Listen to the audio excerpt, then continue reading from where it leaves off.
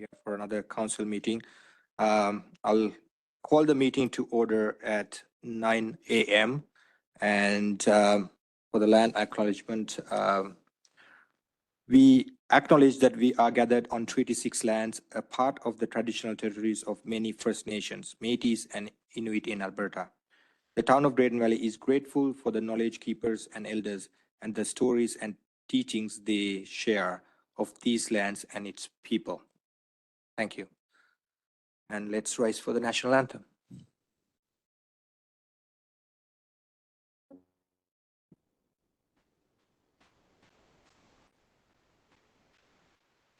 Oh, Canada, our home and native land, true patriot love in all thy sons command. With glowing hearts we see thee rise, the true north, strong and free. From far and wide, oh Canada, we stand on guard for thee. God keep our land, glorious and free. Oh Canada, we stand on guard for thee. Oh, Canada, we stand on guard for thee.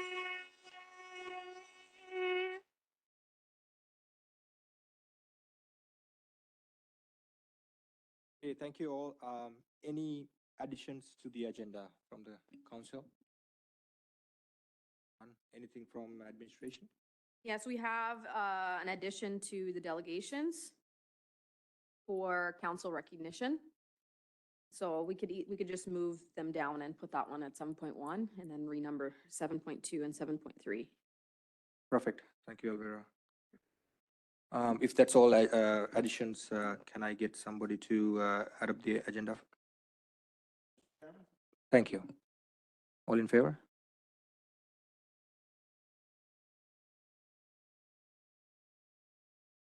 So for the June 14th regular meeting council minutes, is there any corrections or amendments for that?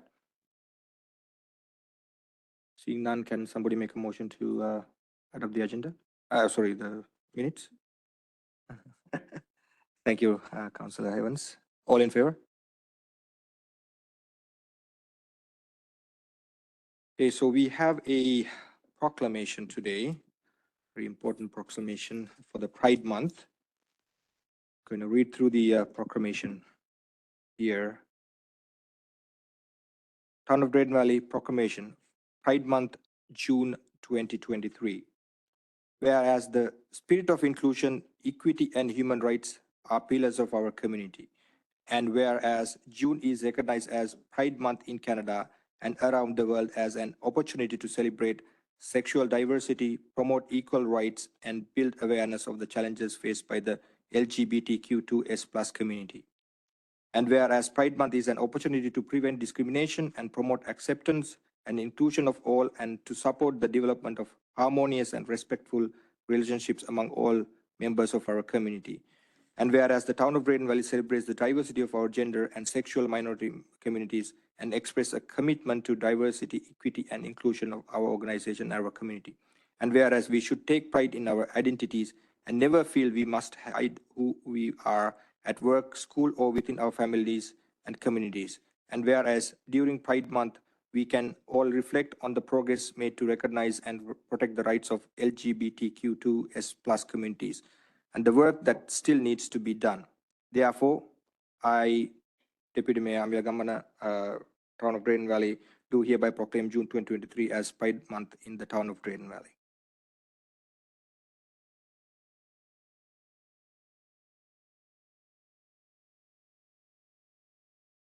Okay, now we move on to a exciting item on our agenda. We have a young gentleman here. I'm gonna give a little bit of an introduction, and then we are going to recognize him in front. If you could, Sydney Dunn is the young man creating the chalk arts on the sidewalks of 50th Avenue, close to St. Anthony's School and across from Drayton Valley Community Health Center. He started this recently after COVID, doing it now for the second year. Sydney is into comic, art, and movie themes such as Guardians of the Galaxy. He is also a good pumpkin carver. Wow. His chalk art can be enjoyed until the next rainfall washes it away, and after that he will draw new displays again. Sydney creates smiles by anyone who sees his art, drives by and greets him. So Sydney, if you could come forward, and then we'll give this recognition.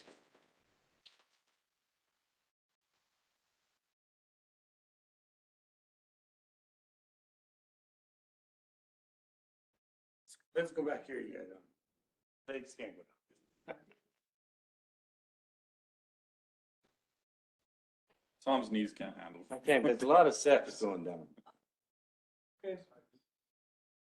Go this way in the middle so that you catch. The rest of the group. For your-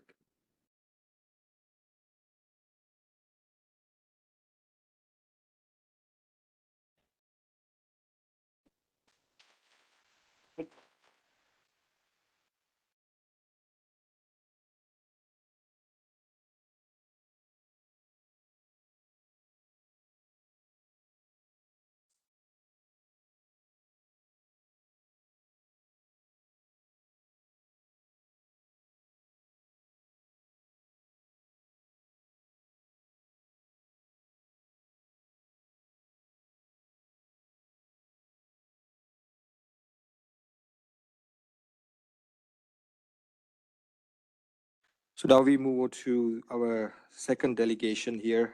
We have Carmen Kolchak from Elevated Experience Camping. Yeah, please come forward and you can do your presentation at the podium, and we'll let if there's any questions after that. Welcome. Thank Good you for morning. coming. How are you? So I just wanted to come today to discuss we took over the campground in 2021 and currently we have increased sales, but some of the things I wanted to touch on was that there is a bit of a disconnect between like our elevated experience model and getting things done. And so one of the things I wanted to ask you guys is if we could have a budget where if things that you guys couldn't get to right away, that we could do on our own and then bill you guys for. So some of the repairs have taken 4 to 6 months to be done at the campground, which again reflects on me, not on you guys. And so it doesn't really set the reputation, right? And so I understand that you guys are very busy and stuff, but if we could do that stuff and then bill you guys for it, that would be great. And then the other thing we were looking at is just more collaboration on doing stuff that sets the campground and promotions, like if we could do advertising and stuff. We are currently seeing a very big increase. Obviously, you guys know that there's lots of pipeline and stuff going on around the county. And so there's lots of, I'd call them transient workers that are coming to the campground. And so if we could do more to promote stuff like 10% off at like the swimming pool or the Omniplex for doing their like rec activities in the gym and stuff, I think that would be a great promotional thing for us at the campground. And again, it's promoting the campground, but it's also giving you guys revenue too, because when I make money, you make money, right? Like that's kind of the name of the game, right? So I feel like we've had a huge increase in the last 3 or 4 months in transient, I call them transient workers. And so if we could find a way to collaborate more on those kind of things, I think that would be a benefit to that campground because like I said, when campers come in, I make money, but you guys also make money, obviously. So I would like to see us work more collaboratively on that. And then the other thing that I was kind of thinking of is just looking at more of like promoting stuff within Drayton Valley because that campground typically sees transient more workers than weekend workers or weekend stayers, like I like to say. So if we could collaborate more on promoting stuff in Drayton Valley, that would be also a benefit, like in the shower house and stuff, like if we could promote stuff, that would be great because I think that the people that stay in that particular campground use Drayton Valley as a source, not like as a weekend kind of stay. And so I would like to collaborate with you guys more on that, if that makes sense. Okay, thank you, Carmen. So I guess to understand a little bit more of your ask, maybe if there's any questions from the council. Council Bellis? Thank you. Good morning. Good morning. When you're talking about repairs, what kind of repairs are you referring to? So the shower house is like shower houses are the bane of my existence in campgrounds. And so, again, the shower house is kind of a place for transient people that get in and as well as the workers. So there's lots of things that happen to the shower house, like the shower heads and the faucets and stuff. But typically when we phone the town of Drayton Valley, like it takes like 4 to 6 months to get the repairs done. Like we've gone through the whole winter without getting repairs done. So then we have 5 or 6 campers that stay there for the whole season and can't use the shower house. And so that reflects on me, not on you guys, which the shower house is your guys' responsibility. So that's where I'm saying, could we have an agreement that if you guys can't get to it within like 72 hours or whatever it is, I will pay somebody and then I can bill you guys for it? Because like I said, that reflects on it reflects on me, not on you guys. And then I have people that are staying there and paying for a service that they can't receive. And I'm not getting any, lack of a better term, service from you guys because you guys can't get to it. And that consistently happens. So repairs to the campground, and I'm not trying to be negative, but repairs to the campground seems to be at the bottom of the list. Like anytime I call about repairs to the campground, we usually have to do it ourselves, which is a cost to us, which is fine. Or like I said, it goes on for months and months and months. And so I'm just trying to figure that out so that we have a better system so that we look better and you guys look better as a service industry. You, Councilor Maggie, you have any follow-up questions, Councilor Bellis? Thank you. So the damage that's being incurred in the shower house is not from the campground. Basically, it's So the shower house is an interesting factor because it's campground stuff, but the campground where it's situated, and the RCMP would can collaborate with me, is we have a lot of transient people that come to the campground. Like we have a lot of transient people that go behind the garbage can and enter the shower houses and stuff. So it's not just the campground people. And that's kind of, because it's a public place, it's kind of a weird situation, right? So that's part of our problem. Like it's not just campground people, it's transient people that also get access to it. But like we have problems to the shower heads, to the toilets, to the like in the men's bathroom, the wall was falling down and it took the town of Drayton Valley like 4 months to come and look at that. And again, that reflects on me, not you guys per se. And so I'm not comfortable with that. And so that's why I'm asking if we could have a budget where it's like, if you guys can't get to it within 72 hours, I can find somebody and then bill you guys for that, because the shower house is technically in our contract, your guys' responsibility. But the shower house is the big one. Thank you. Councillor Maggie? Morning, Carmen. I'm a bit curious, as campground is not really in the town of Drayton Valley, it's in the county of Brazos. You actually looked at. This is Nope. next to Omniplex. No, the town, the Drayton Valley, You're not talking about Wiley West. no, I'm not talking about Wiley West. Or Wiley West? I do both. I thought that, okay, so now, then I was gonna come back with my question to say, how are we doing at the, in our own town campground? And Yeah, how so are- I do both. I heard we're struggling, okay. Yeah. Okay. That answers most of my questions. Do you have the Perfect. same problems in Wiley West? So to be honest, I'll be honest with you, I don't. I have a better relationship with Brazos County than I do with you guys. And I'm just being honest with that.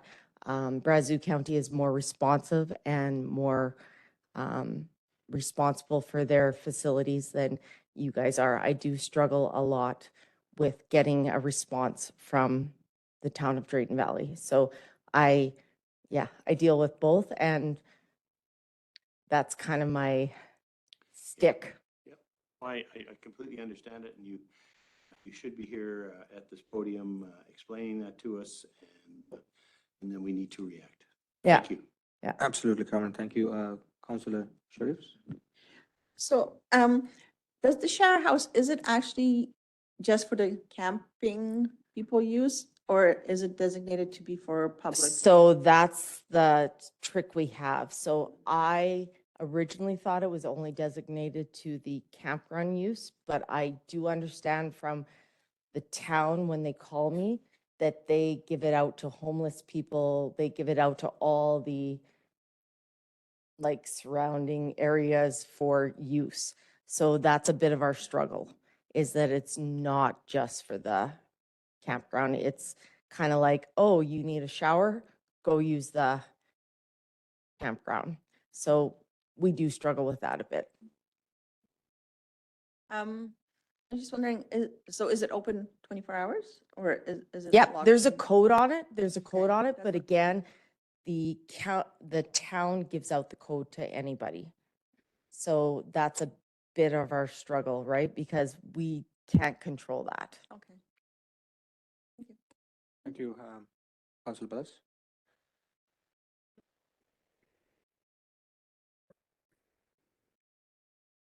We're responsible for cleaning it, but we're not responsible for the maintenance of it. Just for the cleaning. Yeah, so that's a bit of our struggle, because again, because the shower house, and that's part of my issue, because of the shower house, it's the town's responsibility.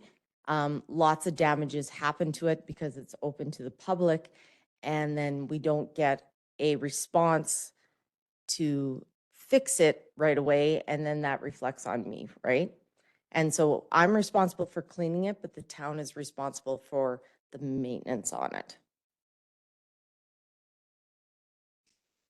Thank you. Is there any input from the administration? Okay, so thank you very much, Carmen, for coming here. And Perfect. you have a question, Councillor Evans? Yeah, please go ahead. Yeah, I'll throw this at administration. Is the intent of that shower house to be open to the public 24/7, whoever wants to use it? I'm So, not sure who it would fall under, but so that's a great question. So my understanding was that it was not, but like I said, I've gotten calls from like the, like different associations in the community saying that the shower house is open to the public. So, so what It's- kind of which associations are you referring to? like FSC. FDSS? Yes. Okay. That's primarily. And so they've said like people need to use the shower house. So, and I know that I've gotten calls from the town of Drayton Valley saying the homeless people need to be, excuse me, in there when it's cold and stuff. And so I don't know, I know we don't give out the codes, like we're very clear about that we don't give out the codes clearly because it causes us more work. Okay, we'll see what the general policy is or what Hans can add to that, please. Yeah. Thank you so much for that question. So the general policy is that it is operational for the campground and the campground users. So we'll sort out internally what this apparent change is, what happened, but officially it's the shower house is for the operations of the campground, and that's why there's a code on the door and not general access. Yeah, it So just I'll- makes sense to me. If there's a code on the door, why are we giving the code to So a good everyone if example, that's the case? so a good example is we had a baseball tournament this weekend and someone besides us gave them the code to the campground bathroom. So again, I don't know who that is, but like there was a baseball tournament and they all had the code to the bathroom this weekend. So But they again, weren't camping there. They were just. they were going not in. camping there. Okay, well, So, we'll- so like I said, I don't know where that comes from. I'm going to assume it comes from the town, but I honestly don't know. But that's a good example that there was a baseball tournament and all those people that were not camping in the campground still had access to the shower house. So that's kind of our, like, we don't know who or where that's coming from. Gotcha. Okay, well, we'll make an attempt to try and see how the code is getting kind of handed out to everyone, and we should probably be looking a little harder at restricting the access on there. It's no use in having a code if everybody has it and Yeah. it's wide open. Is there anybody in particular or any division that you're dealing with when you're requesting these repairs, or do you generally just kind of talk to the front desk here, or? So we originally dealt with Derek and now we're dealing with Hans and there's no Okay. direct person. And Barry is the other person. And Okay. like I said, they're really good at responding to, yeah, there needs to be a repair, but coming and doing it is the kind of, Yeah. Yeah, So- and of course, they're. and like I they're said, plenty busy. They've got lots yeah, going on, but. and that's what we get is that everybody's busy, but again, we have a certain standard we want to live to, and those repairs reflect on us, not the town. And so we're saying if you guys can't get to them, which we totally understand, let us do the repair and bill you guys for it instead of waiting 4 to 6 months, because we have often waited 4 to 6 months and then that's money you guys lose and we lose because we have sites that can't be used because there's faucets leaking or blah, blah, blah. Gotcha. Okay. Thank you. I believe, Councilor Belz, you have another question, so please go ahead. Thank you. Just for clarity, and this is to administration.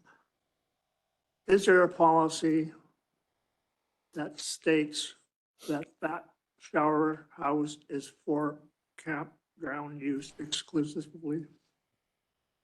Not that I'm aware of, but we're gonna have to look at if we have anything specific stated. I think it's more so just something that's been accepted. It's a campground washroom. I don't know that we have anything in policy that says it's exclusive. And was that the specific purpose of why that shower house was built? The campground? No, the shower house. You're Was right, that for the specifically campground? just for the campground, or was it to serve that area? That, I believe, was just for the campground. So I can speak to that a bit. So the shower house isn't actually on the campground property. So I think that's why it's for general use. Because if you actually look at the campground property, the shower house is actually on the town of Drayton Valley property. And so I think that's why it's a gray area. Because it's and that's why it always comes up as a bit of an issue, because even when Hans and I've talked, like, who's responsible for the, like, trees around it and the shrubs around it, because it's kind of a gray area, because it's not actually on the property of the campground. It's more, it's on the, like, between um,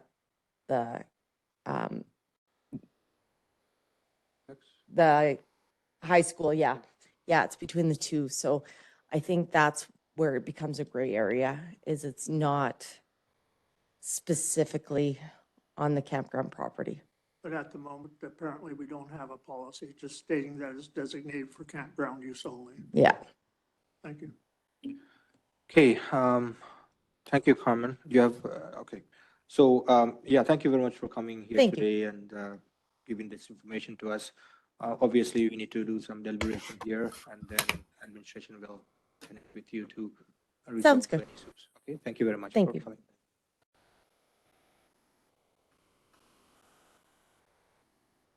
So let's move on to 7.3. We have another delegation, Brazo Empowerment and Support Team. Yes, that's you guys. Come on down. Morning.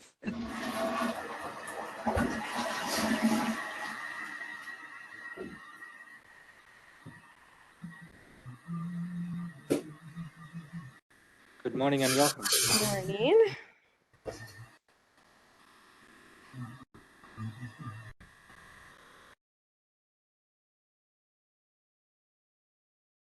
Good morning, council members. Thank you for having us. My name's Lisa Bell, and for those who don't know me, I work at the Brazo Empowerment and Support Team. I'm the coordinator there, also known as the Best Youth Hub in Drayton Valley.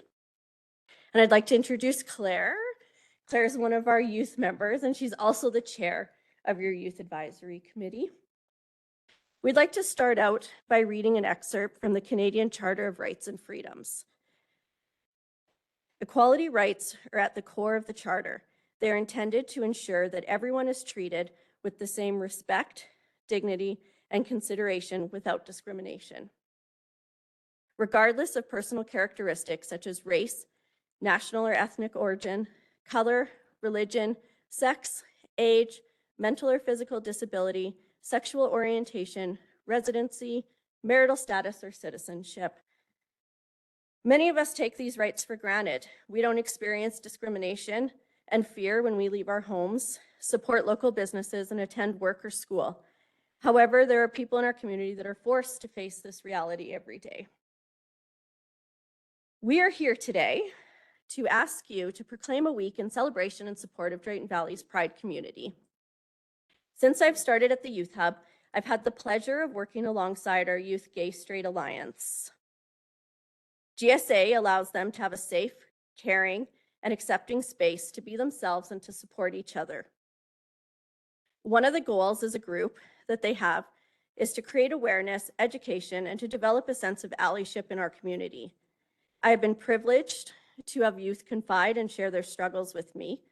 Some things that have been shared with me include youth and adults alike having to leave our community to feel safe and to be able to be themselves. Youth having to leave schools, social isolation, harassment, and violence. One Canadian study shows that LGBTQ2S+ youth have approximately 14 times the risk of suicide and substance use disorder than their peers. These youth are part of our future, and it's time to change the narrative for Drayton Valley and its youth. Yeah, I can contest to the having to leave schools and that. I know in my experiences, I have been told that I'm going to burn in hell. I've been told a lot of nasty, nasty things because I myself am gay, right? I think that if we had like a week just to kind of recognize Pride, it would make a lot of not only the youth, but adults feel a lot safer. And maybe that it could change from this closed off kind of mindset that the town almost seems to have. which you can correct me if I'm wrong, and not you guys, like the town itself. And I don't know, I think it would be really good for the town itself if we had that so that people wouldn't look at like the LGBTQ youth and adults wouldn't look at Drayton Valley and say, oh, it's a small homophobic town.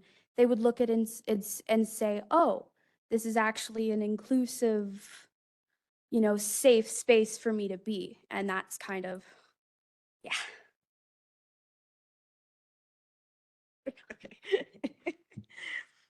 We want Drayton Valley to be a community that accepts and welcomes diversity, inclusion, and equity of all its citizens. We want our town to be known as a community that recognizes and accepts our differences, a place that will celebrate our pride community to help make Drayton Valley a safer and healthier place to live. Thank you. Okay, thank you very much for coming here and raising awareness about this important issue. Just before we go to questions from council, I just want to let you know that is the direction that the town is taking. We have that in our strategic plan and all that as well. Is there any questions from council? Go ahead, Councilor Sheriffs. I'm not sure exactly specifically what the ask is, because we did the proclamation to declare June the Pride Month. Is there anything specific that you're planning on doing during that week that you're asking for, like public speak? I'm not sure what the ask is. Yeah, for sure. So when I got the proclamation in, I didn't realize that there was already one in and that it had been declared. And so I guess our ask would be that you would include our GSA, our youth GSA, in some of the planning of Pride Month and, have them be a part of the celebration and, have them plan out some of the ideas and feel included. So, sorry, I don't remember your name already. Claire. Claire. Hi, Claire. You are on the youth committee, right? Yes. Have you brought that up in any of the conversations? I haven't really had the chance to bring it up just because, well, evacuation happened and then we've got our own things that we're talking about and all the things. So I have not brought it up yet just because there hasn't been the right time to. So I've just kind of been waiting until, a time that it was, I guess, a priority or, on the agenda. I also have a really bad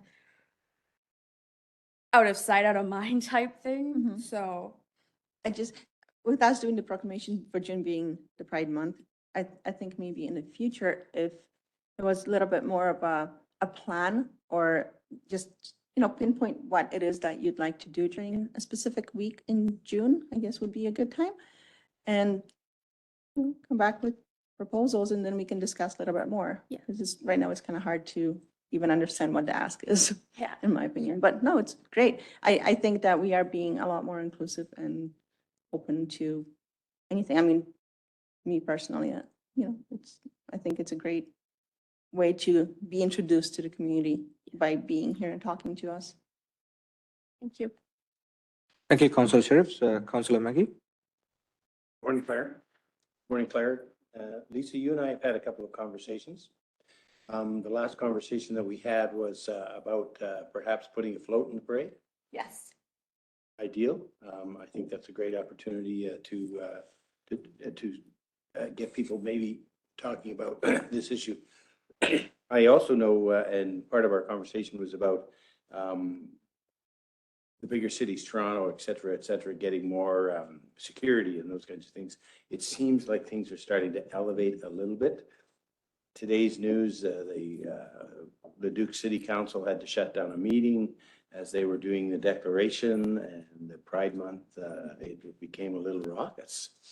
So it's there, and we do need to create the conversation, and we do need to work together for a community that's inclusive and diverse.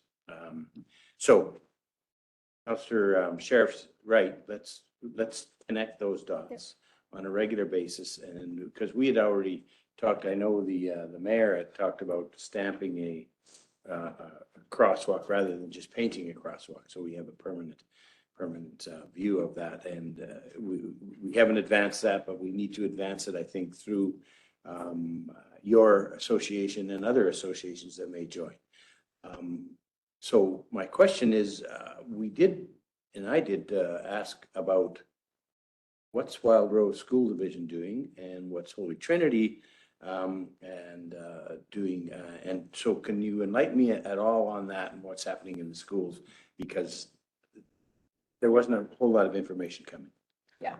I'm not too sure about Holy Trinity and the Christian schools, but I know when I was at Frank that there was a GSA. I know that there was a GSA at the outreach. I'm sure that there's a GSA at the HW pickup.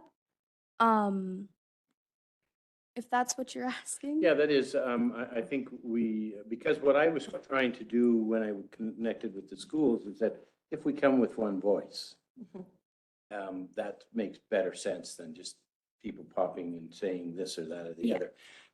But that didn't really come together either. And it has everything to do with evacuation.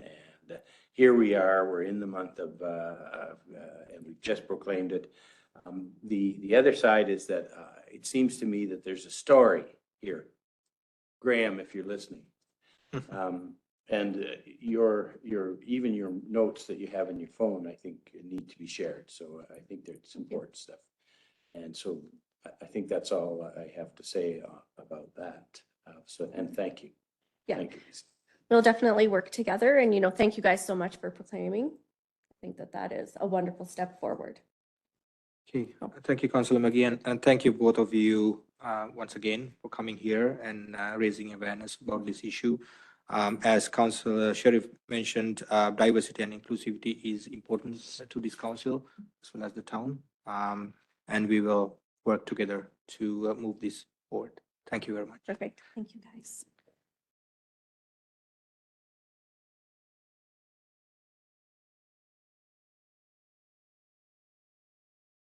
Okay, business arising from delegation. So we had 2 delegations. Is there anything from administration that we need to discuss about 7.1? Elevated experience campaign. I don't believe at this time, just need some time to gather some more information. Okay. Thank you. You're welcome. And how about 7.3 best? Don't have anything to discuss there either as of now, right? For the youth empowerment? Yeah, I have a note written down, so we're gonna go back and see what we can do this year or prepare for next year. So nothing at this time for decision item. Perfect. Thank you very much, Elvira. Okay, let's move on to our decision items. 9.1, Omni One scoreboard replacements. That's Hans Van Cleveren.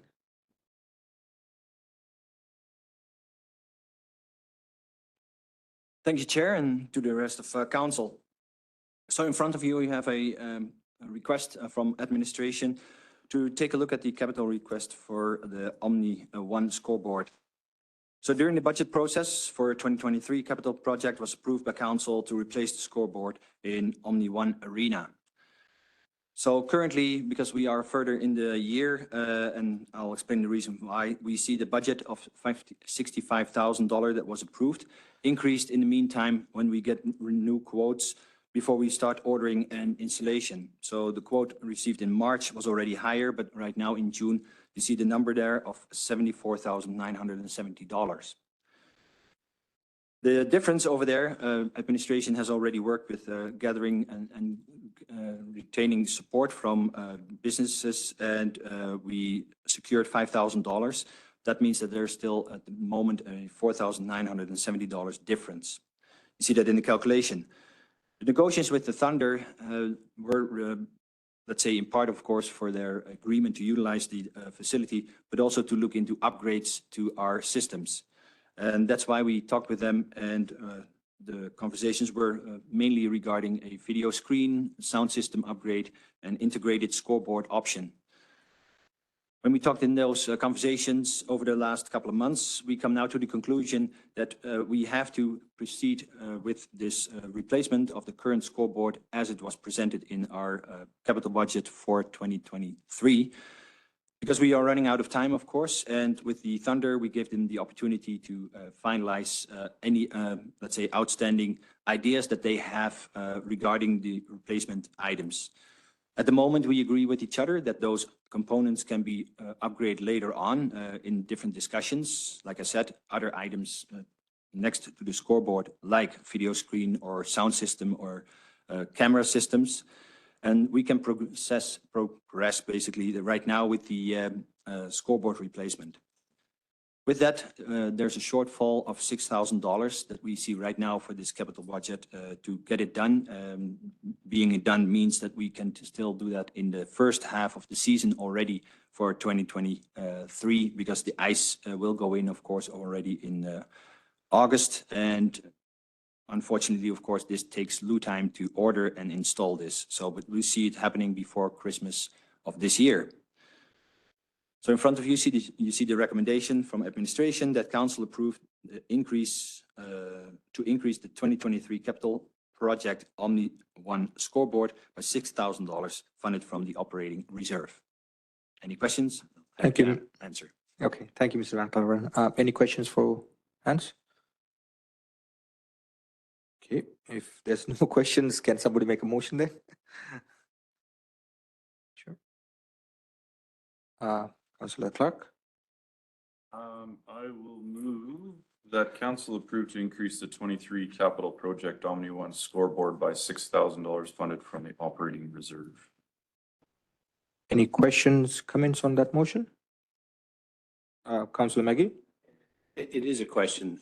So when I read through the material, it talks about the respond to the plan and timeline of the town to continue with the original scoreboard replacement as presented, and no response was received before the deadline. You've said that.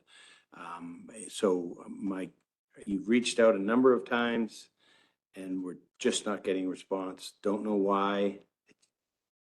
Got to move. Thank you for that question. So yes, of course, we have been talking back and forth with each other during the process already for months. But at this moment, we ask for a last deadline of provide me information. This is the report that's going to council. We're going to proceed with this. Is there anything you still want to say at this moment or contribute that might change this last proposal? That deadline passed when we had to put this into a council's package. And with that, it's understood that they understand we're going to go with this. And we still continue talking with each other, which we already do, about the other components later on. Good. Okay. Thank you, Councillor Maggie. Okay, so we have a motion. Is there any other questions or comments? Okay, I'll ask the question. All in favor? That's unanimously carried. Thank you. Thank you, Mr. Van Klaveren. Okay, we will move on to 9.2. FCSS provincial budget increase. Ms. Strand.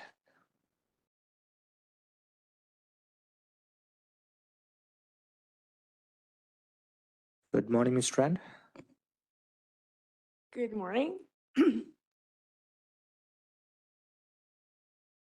Well, I came this morning with some exciting news. The provincial budget for 2023 did include a $5 million increase to FCSS programs across the province. So this is exciting because it's the first increase since 2015. So it's been a long time in coming. The increase will be retroactive to April 1st, 2023. Since 2015, the annual provincial grant to the town of Drayton Valley totaled $176,493. With the increase, the town of Drayton Valley grant will be allocated as follows. For the first year, because it's only retroactive to April 1st, the total amount of the grant will be $182,449.64. Then the following 2 years will be $184,435.19.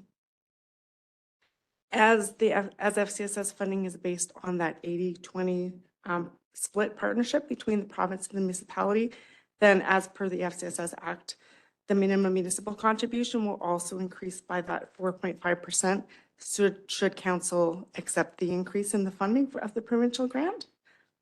So the current municipal contribution to Drayton Valley District FCSS from the town of Drayton Valley for 2023 is $44,123. The funding increase that would then require an additional $1,489.41 for the 2023 budget, which would then result in a total yearly contribution for 2023 amounting to $45,612.41. If council accepts the increase, then this would also increase the following 2 years in terms of their annual contribution. For 2024, it would increase to $46,108.80, and the same for the following year. Breslin County has also received an amending agreement for its provincial FCSS grant.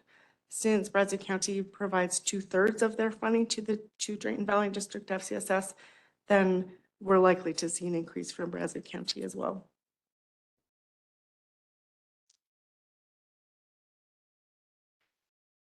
So the financial implications would be that an additional $1,489.41 would need to be allocated from the FCSS budget for this year. And then an additional $1,985.80 would need to be increased for 2024 and 2025 FCSS budgets.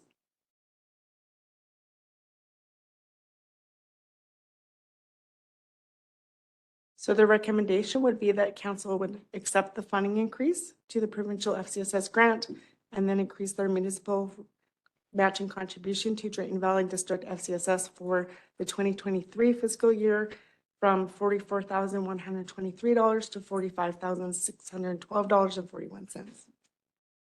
Thank you, Ms. Strand. Any questions from council or comment?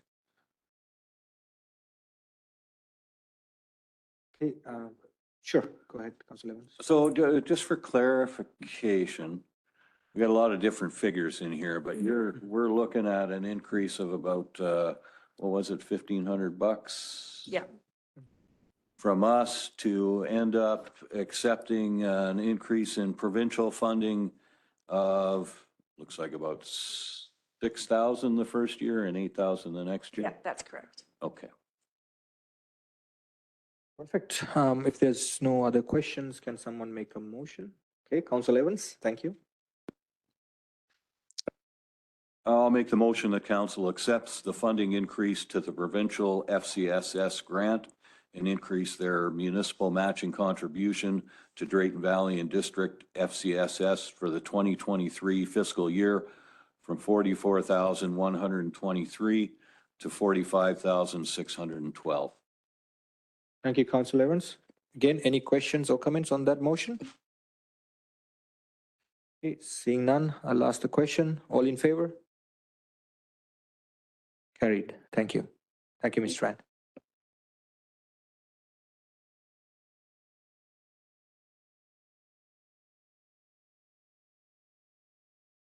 Let's move to agenda item number 9.3, DB Land Design Charrette.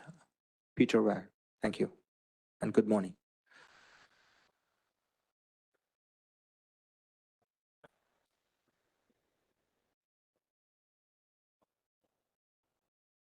A discussion on this item and passed a motion in regards to a community-led process to look at the DB lands and come up with a concept plan for it. What I wanted to do today was just to kind of walk council through in terms of, I know we talked a little bit about a design charrette and what that entails. And so what I wanted to do today was just to kind of walk council through in terms of what you might expect as part of this process going forward. So in terms of a design charrette and what to expect. So by definition, the concept of a design charrette is really a participatory planning process where you get different disciplines around a table and different community members around a table, and you come up with different ideas and you look at different concepts in order to look at a piece of land and see how it functions and see how it works together in terms of a future plan.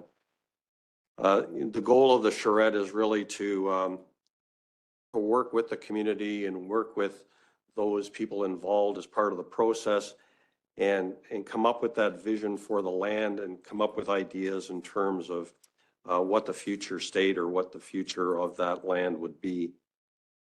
And work cooperatively to kind of work through hurdles as part of that process. Because, you know, around a table, you have different ideas and different concepts. And it's important to kind of, let's put all those ideas and let's put all those concepts on the table. And let's work together to kind of figure out what is the best ideas that we want to incorporate into the overall concept. So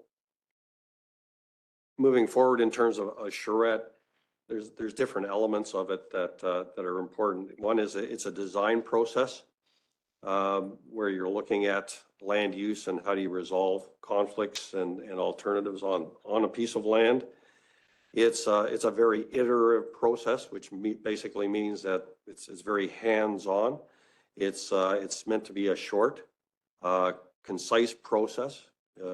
Most, like, for example, if you were doing an area structure plan, that could go on for months, and in some cases it can go on for years. Design charrette's meant to be, you know, 3 to 4 days in length. It's short, it's concise, it's very intense, and at the end of the day, through the collaboration of those that are participating as part of the process, which includes the community, includes council, includes the people around the table, you resolve those ideas and come up with a final concept that everybody sort of buys into. And I think that's one of the key points about a design charrette is at the end of the day, because people have participated hands-on into a process, there is greater buy-in in terms of the final concept. When it comes to the different steps that are involved in a charrette, it first of all starts with a bunch of background information that goes on. You research the land, you walk the property, you get a better idea of what's entailed through things like servicing, surrounding land uses, demographics of the community, and so forth. Then you gather up that information, and that information is then brought to the community, brought to those that are participating as part of the charrette. Then you go through that intense process, and at the end of the day, you end up with a concept plan. You end up with a concept for the land. And I think the final step is probably the most important. It has to be a plan or a concept that you can adopt or implement, right? Because there's so many plans that are out there that never get implemented. And so part of this process is to do a bit of a due diligence at the end of the day, where you look at, can it be serviced? Can it be built? What kind of a pro forma would we have relative to the land to have it developed? So in terms of in more precise terms, the steps that are involved. So there's that preparation process. There's the part where after we've done that, then we listen to what the community is saying, listen to what participants are saying about the property and their ideas related to it. Then you go through this intense design stage where you've got the experts in terms of architects, engineers, planners, et cetera, that are taking the information that's been received, putting it on paper and coming up with different ideas that reflect what they've heard. Then you come back with the feedback part of it, probably the second or third day, that really displays, here's what we heard. And that's where you sort of begin to get that buy-in from the community that in fact, yes, the people that are putting pen to paper are in fact listening to what people are saying. Then there's the refinement where the people that have provided the input get a chance to kind of sort of, vote and say, I like this concept. Oh, I like that piece of the concept. And then the final concept is a refinement of what people like about the different ideas that have been brought forward. And then at the end of the day, afterwards, a concept plan report is prepared. And that gives you the, the pro forma of what it's going to take to actually implement it. What kind of zoning changes do we need to make to it? What kind of, steps forward do we need to take in order to get it implemented afterwards? Well, this gives you a bit of an idea of what to expect with it. You look at the land, you walk on the property, you get a good feel for it. Then you're having the design stage where you're kind of throwing, different ideas onto it. In some cases, design charrettes, look at things like, blocks to say, what's the massing, what's the density on this parcel going to look like? What are the open spaces going to look like? Then they go through that design stage where they actually come up with some concepts and some 3D modeling, computer modeling that will show people what to expect on it, and then bring people back as part of the process and give different design ideas in terms of what you can expect and what you want to see happen on the property. In terms of the charrette schedule, like I say, it's a fairly intense process. So it kind of really starts off, setting it up, having council and administration and others walk the site, get a good feel for it, think about ideas, and things that may affect the design at the end of the day. Then there's meetings with the different stakeholders and community groups that have expressed an interest in wanting to be involved in it. And then there's a general meeting that kind of explains what a charrette process is, what the next steps are going to be as part of that. Second day is really coming in with the design team, and they come up with looking at the different ideas that are expressed in it. They put those ideas on the wall, so to speak. People have a chance to come in and look at those ideas and express their views on it. A bit of a refinement to that, and then you come up with some different concepts that are that from what people have expressed as part of the process. Then on the third day, there's a review of those concepts by the people. They get to vote on different ideas that they like. And then the fourth day is that refinement, that final presentation to the people that have participated in the process. They kind of say, here's what we've heard, here's the final design from the process. And then, so that takes that 1 week. And then from there, there's a bit of a gap when the final report is prepared and it comes back with, the detailed report, the concept, and the pro forma related to the design concept. Well, those are my comments. Mr. Chairman, if there's any questions, I'd be happy to answer it. And the recommendation is that council receive the report as information. Thank you, Mr. Vanna. Any questions from council? Council Sheriffs? I had a question, but just to comment that I'm really looking forward to the ideas that will be brought forward and getting started on that park and getting something done down there. Thank you, Thanks. Council Sheriffs. You have a question? Council Bellis? Thank you. I really love the idea. I think it's great because you're involving the community, and I think it's doing what the community wants, not just what council wants, and getting their input. And I think it's an excellent idea. The question I have is when you talk about design team. So this is now implementing the source of outside consultants to do the design team? That's correct. So the design team typically involves architects, engineers, planners, those kind of professions, which look at all aspects of it. So, what's the urban design going to be for that area? How's it going to be serviced? Can it be economically serviced? What are the hurdles related to that? What's good design? How does the public interrelate with that design? So that, looking at those aspects of it. And but it's always an iterative process in the sense of, you take the input, you display what that input is, and then you come back to the public to say, did we get it right? Here's different alternatives that from what your ideas have expressed, and then refining it there.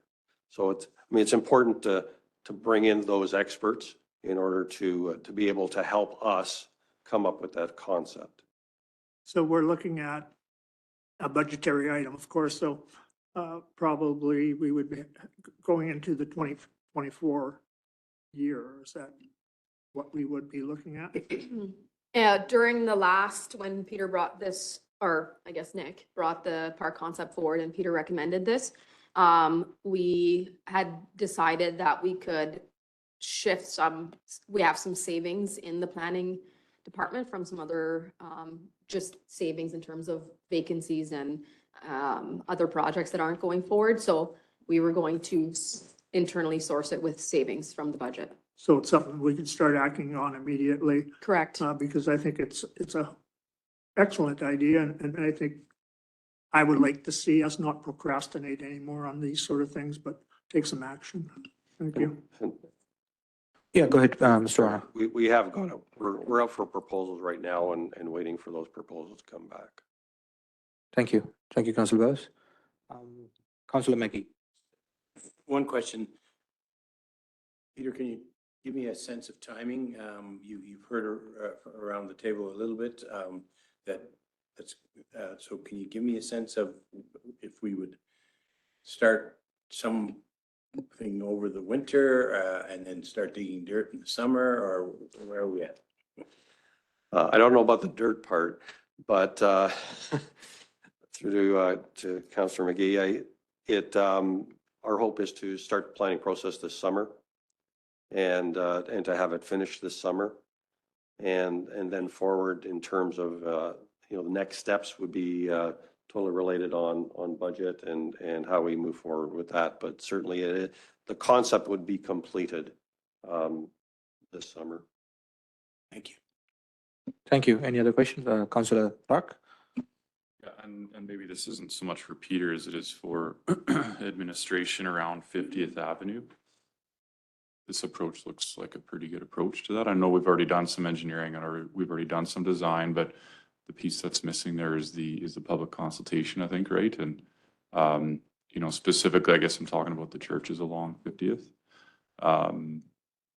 I think this sort of process would work really well with that, because we do have time, because next summer, I think the kind of phase 2 of that 50th will kind of impact those churches, right? So we have time to discuss, we have time to, go through the iteration process and all those sorts of things. So I know right now there's various people from various churches talking to various people on council, and it seems pretty disjointed. So I'd like to probably tighten that up. So get everybody in the room at the same time, as opposed to kind of conversations here and there, right?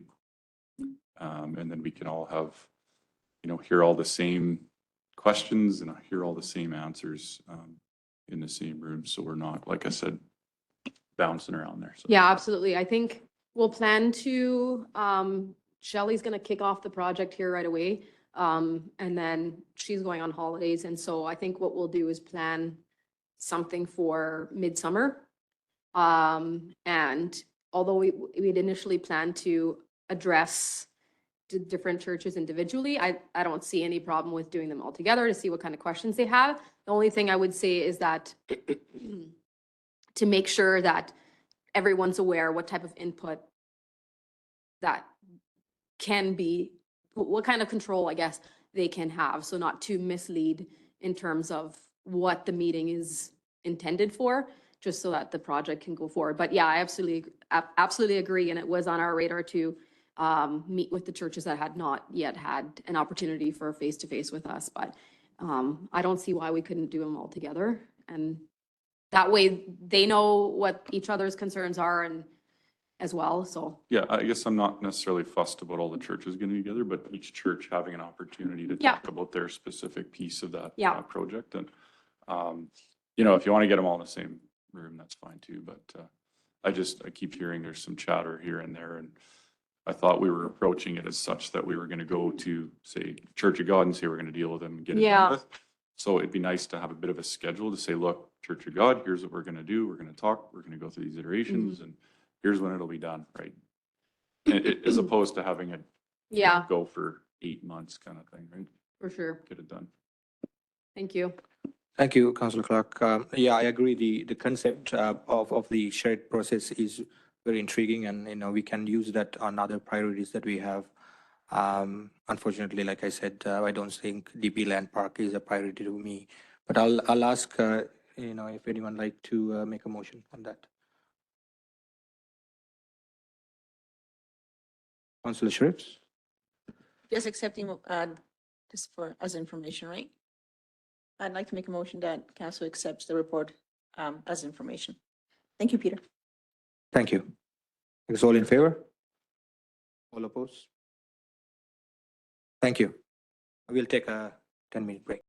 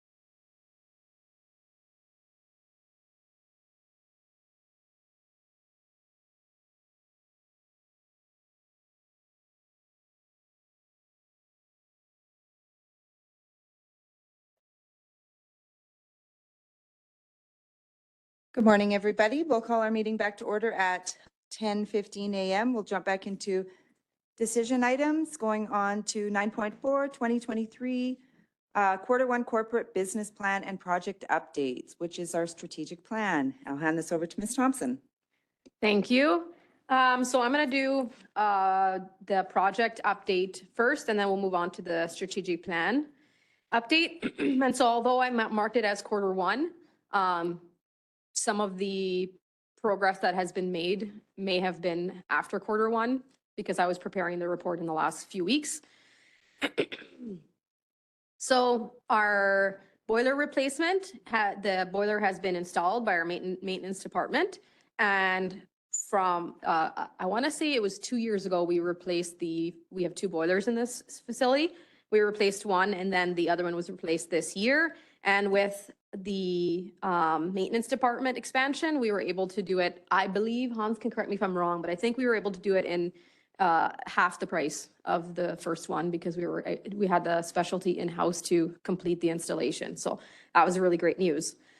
For the common services mobile equipment, the equipment has been ordered. The one item that will take till early 2024 to be delivered is the sweeper. For the town beautification plan, there are 3 parts of this project. So picnic tables, festive lighting, and pond fountains. So the picnic tables will be installed in a couple of weeks when the staff are back from holidays, and the other 2 items are in progress. They're in the process of getting prices. The server replacement, so started the process of, ordering, but we are looking to perhaps pivot the way we approach our data storage. Due to the fire and some resulting damages, we're doing some work on seeing what kind of hybrid, how we could mix our data being stored on actual physical servers and online to make sure that we are safe from any type of disaster happening. And just to be clear, the damages weren't from the fire. No. It was from Correct. resultant electric outages, right? So yeah, so what happened is whenever the power went out, our generator didn't kick in as quickly as it was supposed to. And in a typical event, we would check that the generator had started. It just happened that we were unable to do so and unable to realize that the generator had been off and the server room was getting to unacceptable temperatures for too long, which caused some damages. So nothing, ultimately no data was lost, but it did result in added cost to replacement. I mean, thankfully insured, but, and also just a ton of work that had to go into making sure that everyone had what they needed to do their job in the following weeks. But yes, the damages were not wildfire related per se. It was from the power outage. Correct. The CTC cameras and the CTC furnishings, those are not started, those projects, and will be deferred until, permanent staffing is hired. For the fire pumper, so we were at the RFD stages or just about ready to create the RFD because as soon as the specs had been finalized, an RFD was supposed to be drafted, but that didn't happen because of the wildfire and the resulting busyness of the department, but we're still expecting that to happen shortly. And then the bunker gear, the order has been placed. It hasn't arrived, but it has been placed. For the fire training facility, the council approved the budget in the 2023 budget, but we are waiting on the county to make a decision on their end before we can move forward with that. For the Go ahead, Councillor Clark, just as another question. Sorry. Sorry, Elvira. Just to back up to the bunker gear. So as a result of the fires, and maybe this is more for Tom, I guess lots of wear and tear on the gear, I'm assuming.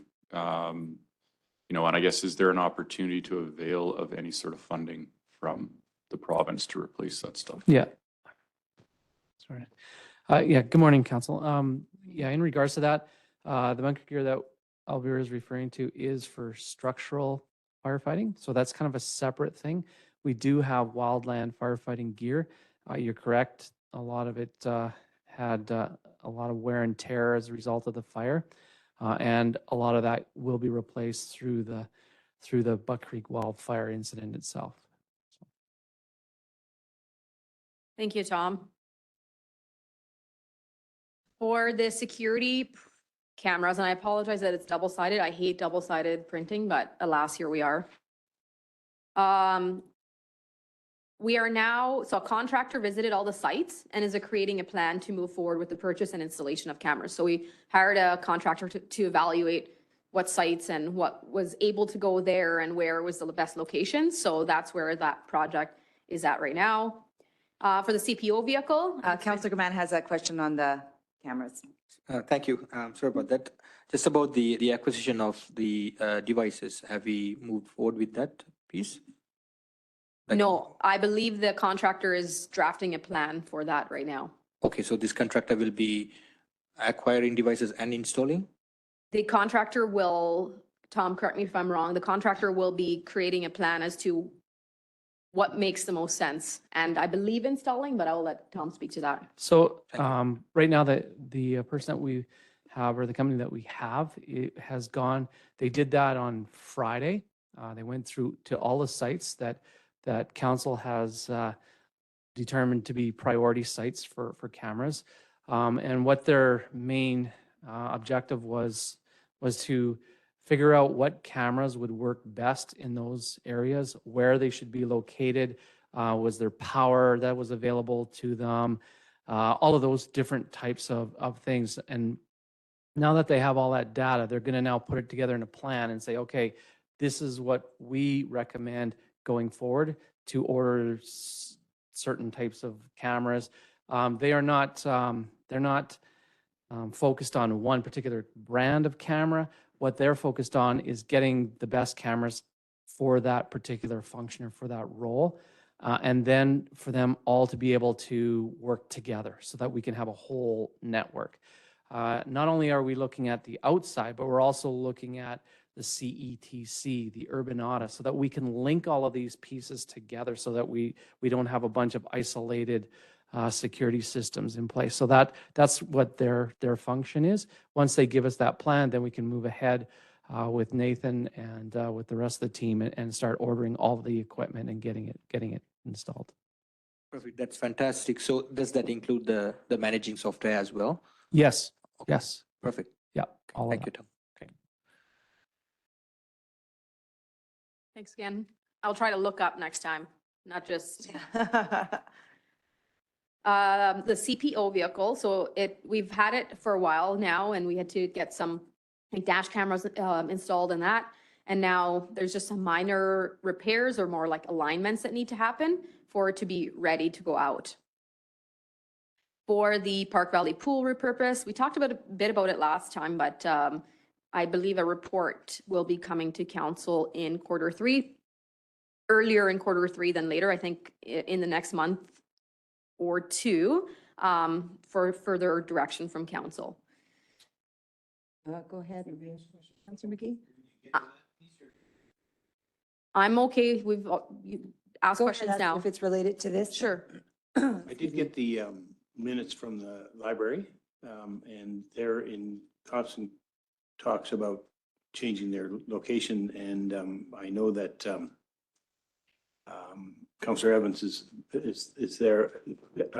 Would we project another year away before we see anything on that pool building? Gosh, I don't know. I would need more input from Hans in terms of a timeline. I think basically what we're waiting on now is just to see like, what is it going to take to change the purpose of the pool altogether? And then the next step will be to then determine what kind of facility we want in there, or you guys Put want it to in the there. community too Yeah. as well to get that feedback, right? I know there's a waiting list for that Yeah. facility perhaps. So there's a cost to making it no longer a pool, I guess. And then from there will be a cost to retrofitting it to whatever purpose that will go in there. So there's a couple of different things that have to happen, but I know that this is a big priority, not only for council, but for the community. So I'm hoping that we can make really good progress as soon as this report is in. But I don't want to say a time. Do you have any further input in terms of a time, Hans?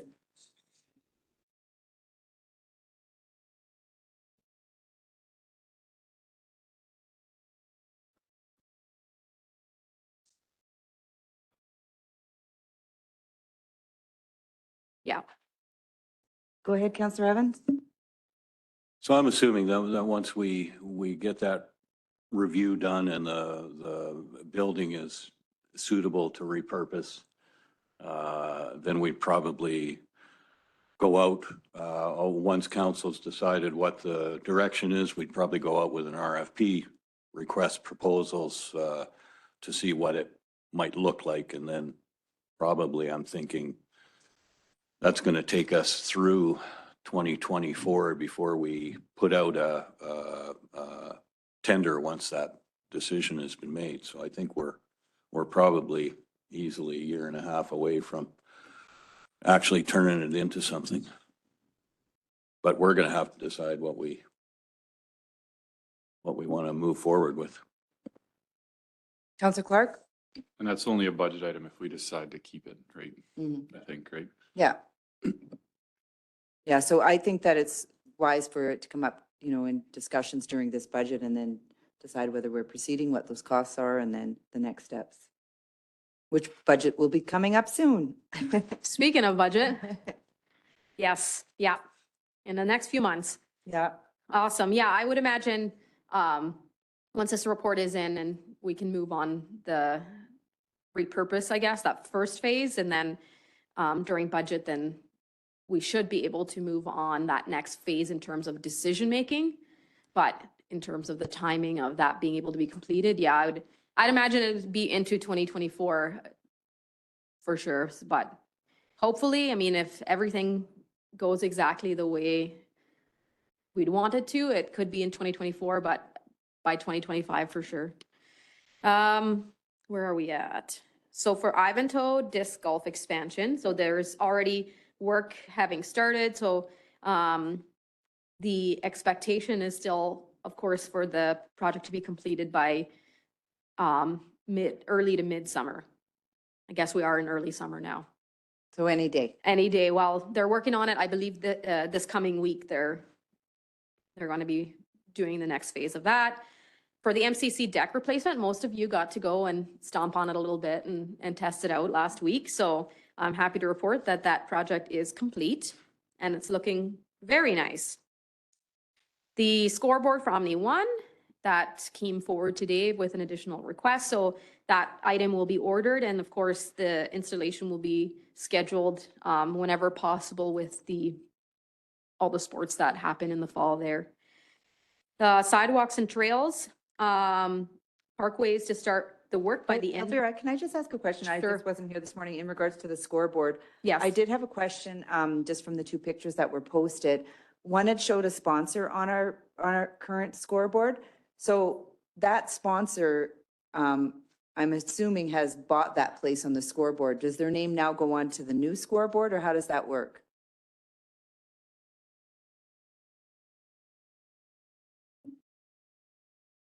And I don't know, sorry, I apologize if the question was asked. Thank you, Mayor, for that question, and to the rest of council.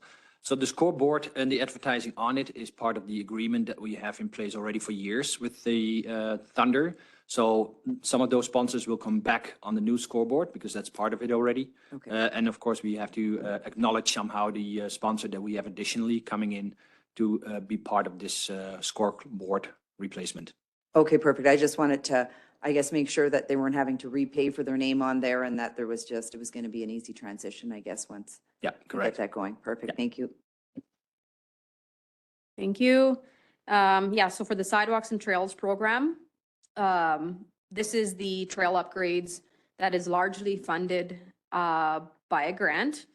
And that work will be starting right away here, I believe, possibly this week. It says end of June here. Is it still end of June? No, it's early July.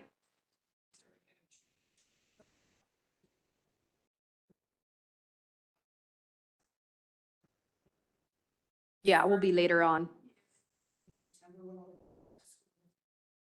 Okay, so trails will be starting later in the year and sidewalks will be starting here any day. Yeah. Okay. So the completion should still, the target date here is October, and that's still expected to be happening. Okay, and that was the only trail system that we were doing this year, was the West Valley?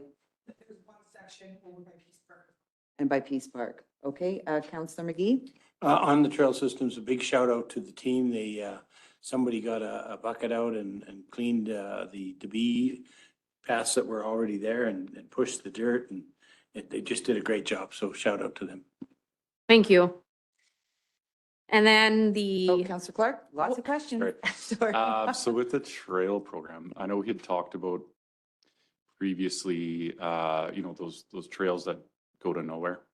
They just stop. Like DeBee, we got one in Celebrity Estates for sure. And there are others around, but did we ever come up with a plan on what we can do with those? Like, do we extend them? Do we just leave them as is, or we just pave them to nowhere? I guess is my thing. I'll look into that.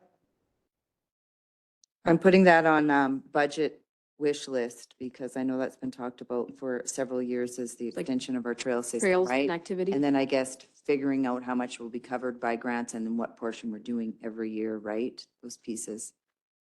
On good days, the trail did come lower than anticipated for, so I might be able to do a scope change within to address those things. Did you have a question, Councillor Evans? No? Okay. Awesome. Okay, all right. 50th Ave East. So the work is starting here next week. Is next week July 12th? Not quite next week then, the week after that. So exactly 2 weeks from today. The work is starting, so the first phase of that project. And the team is working really hard, lots of planning, meetings, just looking at the proposal and making sure that we have all our bases covered, making sure that the monitoring of the project is sufficient, and looking at internally our staffing to see what needs to happen in order to make sure that this project is successful. So that is where we're at with that project. Any questions there? I think everyone's getting a little excited about it going. Honestly, yeah. And it's very exciting. Wastewater treatment augmentation. So we did the interviews for the top two companies, and we have picked Nexum. So the pilot is going to start here in September, and then the actual project will happen next year. And I believe the deadline for completion in terms of Alberta environment requirements is at the end of 2026. Councillor Evans, go ahead, yeah. Shelley, I'm just wondering what, if you can just give us a quick overview of what the accepted process was and sort of what's involved in the pilot project? So the one that won is called a Sager system. So it's a rock bed. The two that we had picked from, the biggest thing was during high flow events. We wanted to make sure that we weren't washing out our treatment process and putting us out of compliance. And with Veoli's system, it was it could happen in those high rain events. With Sager, it can take on those. So within the rock bed, we create what's called a biofilm. In that biofilm is where the bacteria are going to be held. So what our biggest problem is we can't get the bacteria to reproduce, and it just gets washed out. So those rocks are going to hold that bacteria in place and do the treatment. The biggest thing is that the O&M costs were significantly lower, and we didn't have to hire additional operators to maintain it. So as well as we're hoping, we'll see what environment says, is that it will keep our certification level down. So it's not a mechanical system. The pilot project is going to be placed over by the UV building. It's going to take flow from cell 5, and it's going to treat it and discharge it back into cell 6. So this is where we're going to find out whether or not this system can actually work with our wastewater. Though there will be clauses within the proposal that if it doesn't work, we won't be going with them, and then we'll have discussions with Alberta Environment after that. But the piloting should take place pretty quick here. Yeah, if you want, I can get you contact in Saskatchewan that's been running that Sagar system for many, many years, considered it at one time as a tertiary treatment system for a lagoon. Yeah, interesting. Yeah. But anyway, if you want to talk to somebody who's been running it for Absolutely. a couple of decades, I can get you that information. I actually went out there and talked to them and looked at what they have going. It's generally pretty successful. You just have to watch when it gets really cold. It tends to slow down pretty Yeah, significantly. and what they've done is created a secondary system. So at a certain point in the year, we open a valve, and it's going to feed the wastewater into the back and create a biofilm with bacteria in the back end of the rock bed, which will help us treat throughout the winter months. Yeah, So yeah. Okay, good. Yep. If you can manage to address that bit of a shortfall that I saw, that would be fantastic. Thank you. absolutely no problem.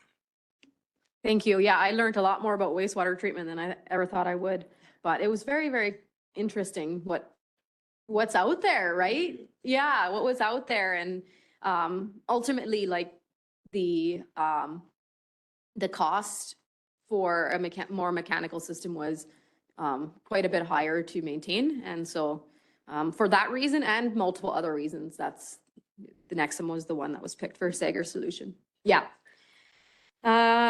So it's cell 3 rehab, which is the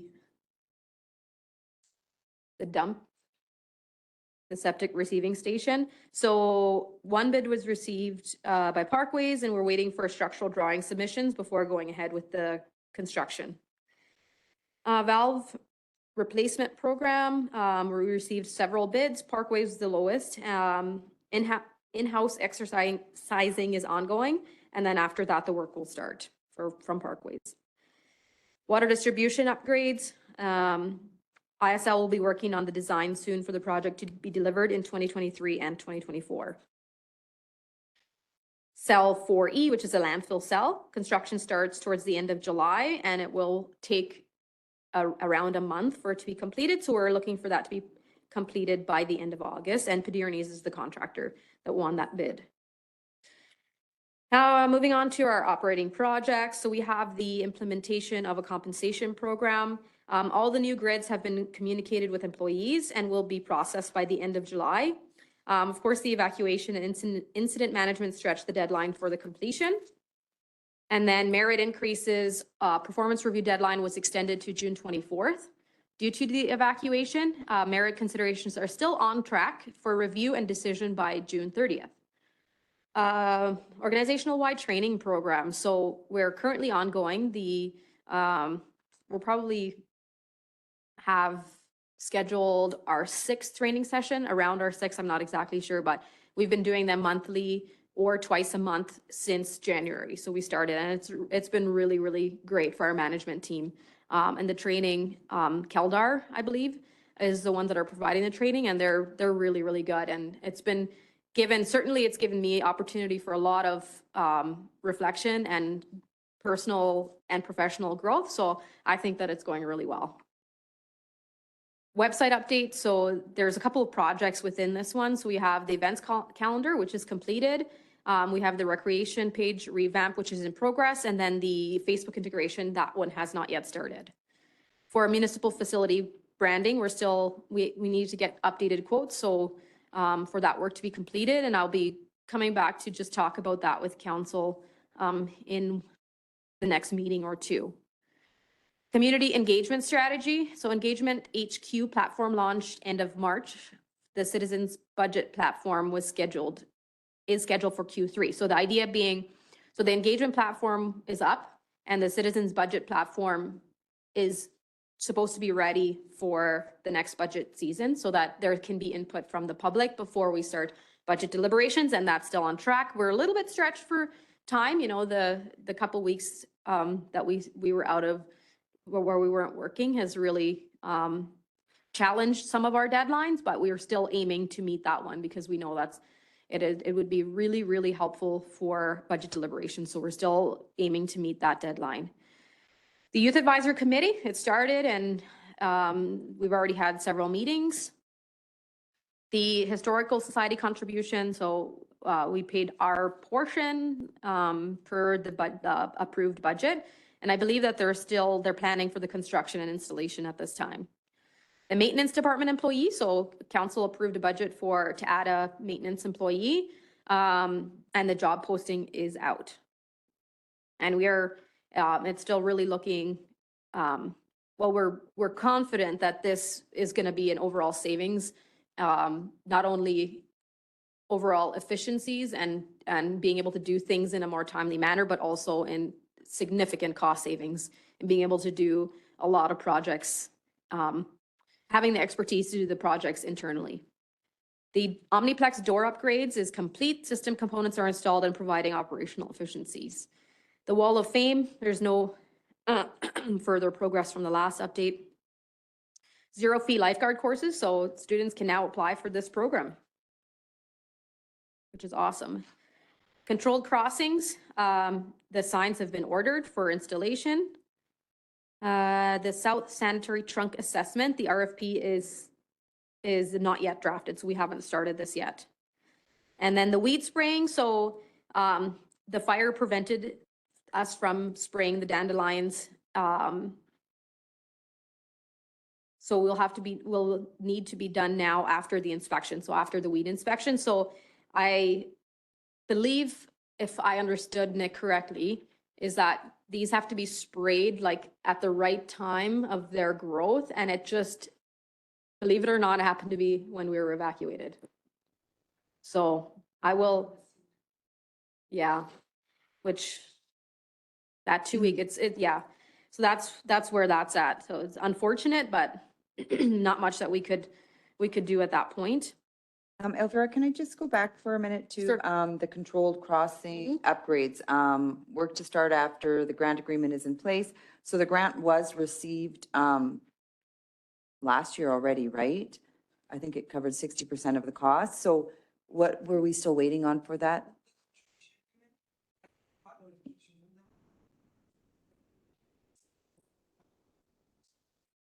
Okay.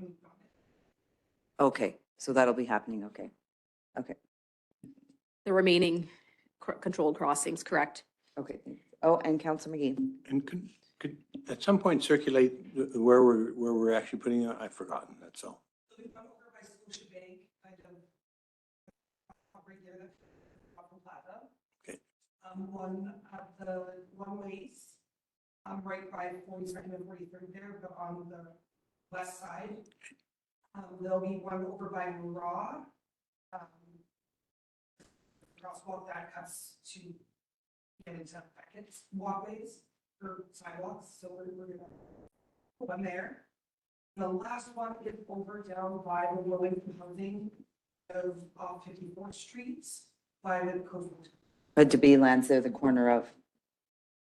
It was brought to my attention, just probably not the right time, but when you go down straight north from St. Anthony's on our walkway, that goes down and then it hits the curve, and people come up from Aurora School, and that particularly right there, it's been brought to my attention that there's a lot of fast traffic, and it's kind of hard to see somebody come shooting out of that walkway to head up towards the Dairy Queen or.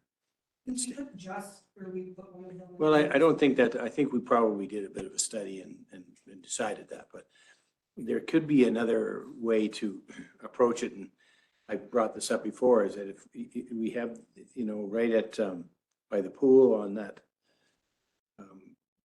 if you come out of the pool, it's just a thing that goes, you're going too fast, right? And those seem to work, and they look like they're solar. So I don't think they're that expensive. So you could pop a couple of those out. I could use one on my street by the Dairy Queen. Anyway, thank you. Deputy Mayor Gamana?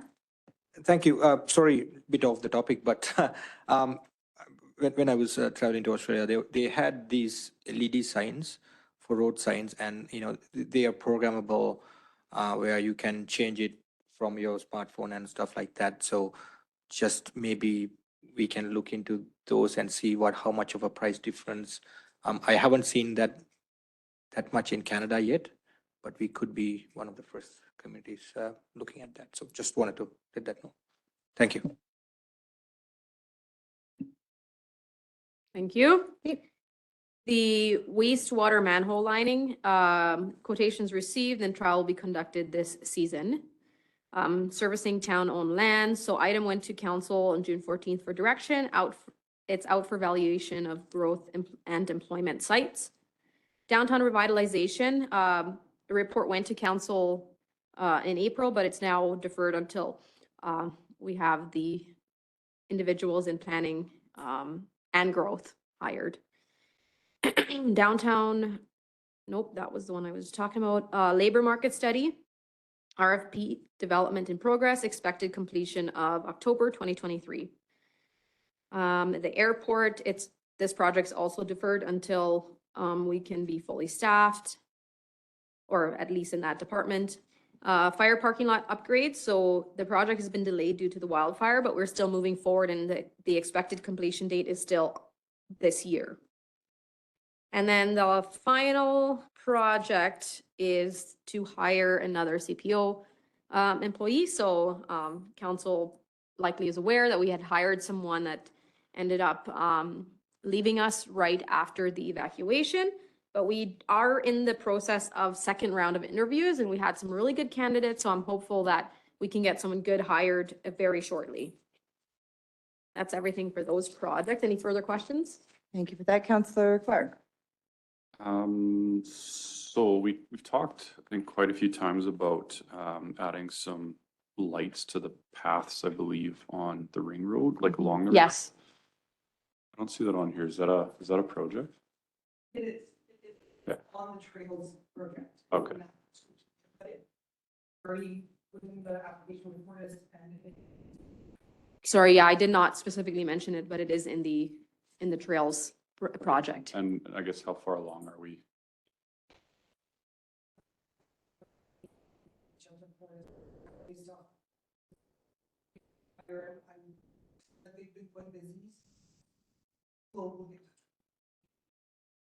But this season, correct? Yeah.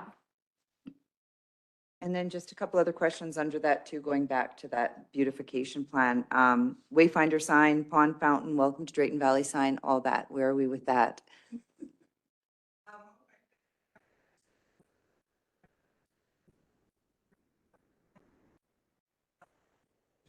Yeah, come down.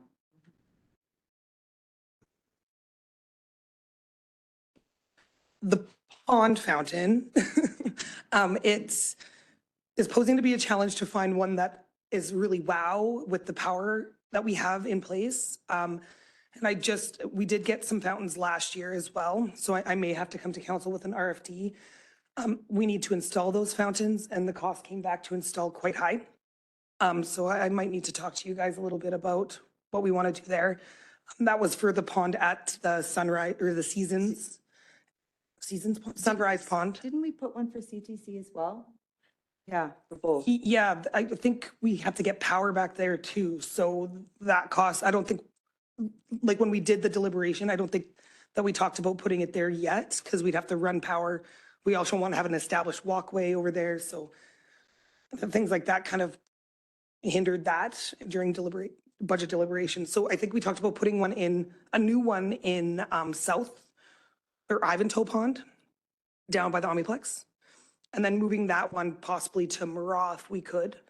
But the power is posing to be a problem because it's different power at Murrah Pond. So I don't know if it would support the South or Ivantoe Pond. It's still in the works. We're still kind of researching on what our best direction is. But I think I'm gonna have to come talk to you guys a little bit more about it once we have a solid plan in place. Okay.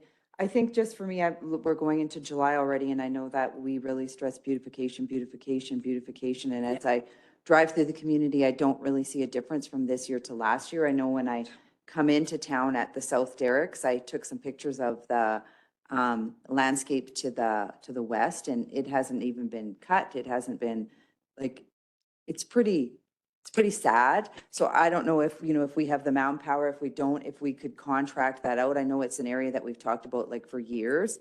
And it's, like it's all full of weeds, right? So it's quite high, I would say like over knee high there and stuff like that. So just, being the entrances of our town, if we can't get to it, with our summer students, is there a way we can, because we have it in the budget, can we contract it out? There was, I thought, supposed to be carryover for extra flowers too as well from last year that we had in the budget. So not seeing that, like just pulling up some of the discussion from last year and just kind of wondering where we are with all of that. Yeah, I don't have any extra flowers. I have the same budget for flowers for 2023, so I'm not sure where, why that was an expectation. So if extra flowers are required, then we have to. Well, I think it's because it was a carryover that Rob had said to us from the previous year we still had in the budget, right? So there was still money in there for some of these projects. Well, it was, the flowers were just a part of our operating project. So certainly they weren't carried forward. If that was the intent, it wasn't communicated with me at any time. So not to say that we can't spend extra money on flowers necessarily. It's just that was not something communicated to the team. So that's why you're just seeing the same locations as last year. Correct. But I will make a note of the entrances, and then Shelley and I can talk about a plan to see if we can do it with current staff or not. And then we can move forward on cleaning those up. Yep, we'll have a look at it. Counselor Sheriff. Also around CTC, we offer the place for weddings, graduation, but there's no flowers. There's no reds or pinks it's very gloomy looking all around that building, in my opinion. Maybe we should put some flower pots over there and even on pretty a it up. deck over by the pond or just anything. There's, look into that as well. Sure. Yeah, and we talked about that last year as well. I was talking to a couple of people on the weekend again, and they had a wedding there a couple weekends ago. So they were a little bit disappointed because there was goose poop everywhere, and then the lawn wasn't cut and the flowers and stuff. So they were taking pictures. So they were kind of a little bit disappointed there. And then the temperature in the building was freezing where they had to wear coats, right? So I think it was just a bad experience. So I had talked to a little bit to Elvira about that, just knowing that if we do have an event or a wedding happening, just to ensure that somebody's there, the temperatures are good, that, you know, the front entryway is cleaned up and that the lawn is all cut and everything is as best as it could be, right? Absolutely. And maybe, I don't know if we can allocate some baskets, flower baskets from a different location if we have wedding, you know, next weekend, let's say. It's kind of short notice, or, you know, just to make it a little bit, put some on a balcony, or, I don't know, just add something to it because it's. Make it look pretty. Yes. Yeah. Go to one of the local stores and buy some extra baskets even, right? Yeah. We have to. They're half price right now too, so throw them down there and plant her and. Exactly, yeah. Absolutely. I'll talk to Nick about that for sure. And in terms of mowing, I'll see what the schedule is, but I do know we have a wedding pretty much every You weekend. just gotta wait your turn, Rick.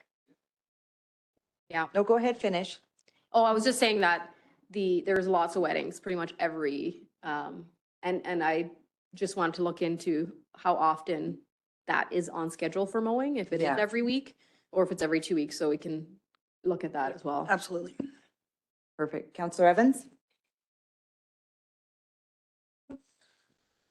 Should we maybe look at, instead of saying, you know, throw some flowers over here, cut the grass over there a little more often, should we maybe look at a plan for that whole south entrance area and into the CTC, similar to the design charrette, maybe not nearly as in-depth and just mostly, it'd just be nice to see a plan out there that staff could follow as well. And a goal that we want to reach for that, you know, that we've talked about it a lot, that whole south entrance coming up that road. We've got, you know, broken down barbed wire fence and some rough brush and this and that. It'd just be nice to clean up that whole entrance, but we seem to kind of hit it piecemeal. You know, we latch onto this or that or the other thing. So maybe we could budget this fall for just to put something together as an overall plan that we can start to budget for and maybe follow over a couple of years to get to where we want to get to. Because I know we've had many discussions, put some lights up, you know, put some flowers here or there, and it's just kind of hard to get that structure there. As far as the welcome signs and the interactive maps, I know at the Sustainability Committee meeting, a bit had said he wanted to bring them back because they're the money that was needed to put up a big sign was going to be significantly more than what we had looked at. So I think he had said something around 300,000, 200 and some thousand or something. So Yeah, and that was based off, like, that project was based off getting a 50% donation on those. So I don't see anybody donating half of what that cost was. It was large, yes. yeah, so I think we need to revisit that. You know, if we're not going to take a crack at it this year because it's so expensive, then I think we need to reconsider it for in this fall's budget, if we want to bump up and spend that much money, or do we want to look at some other options? That's it for me. Yeah, it's unfortunate that it didn't come to our attention earlier because I know that we've been discussing this again for several months, and I know that we have a foundation in the community that's willing to take this project on. And we've had that conversation over and over. So this could have been long started, you know? So I think we need to get on it so then we can see this actually come to fruition. So maybe sit down and have a meeting about what that plan is so we can kind of same with our front entrance. It's been a conversation for years, right? To at least cut it there. Yep. Councillor Clark? Yeah, as much as we're talking about putting live flowers out, we have lots of dead trees, along some of the pathways, especially at the CTC. I think there's 4 or 5 dead trees sitting on the northwest corner of that building. Can we cut that stuff down? Yeah, I know that Angus is, like, our arborist is supposed to be starting here next week, I believe. And then we're going to be going pretty hard with these dead trees. I think there's some up by the hospital too that need to address as well. Okay, do They got it down yesterday. Perfect. we have a catalog of dead trees, and or do we just hit them as we see them? I Not sure. I'd have to talk to Nick about that, but I know he's got a list, quite an extensive list of what he needs to tackle. Counselor McGee? Just to change topics a little bit, I'm going to go back to the fire training facility. And we're waiting on a decision from the county. I do know that I was at the Pembina area synergy meeting, and we had two counselors at that meeting. And there was a fairly aggressive conversation, and Kent was at the meeting, Kent being the CEO of the county. And my only comment, and Anila and I were there, but my only comment is that to the counselors of the county, that what everybody's talking about and what you heard at Buck Creek is that we got to do better. And I said to them, I said, do better means more resources.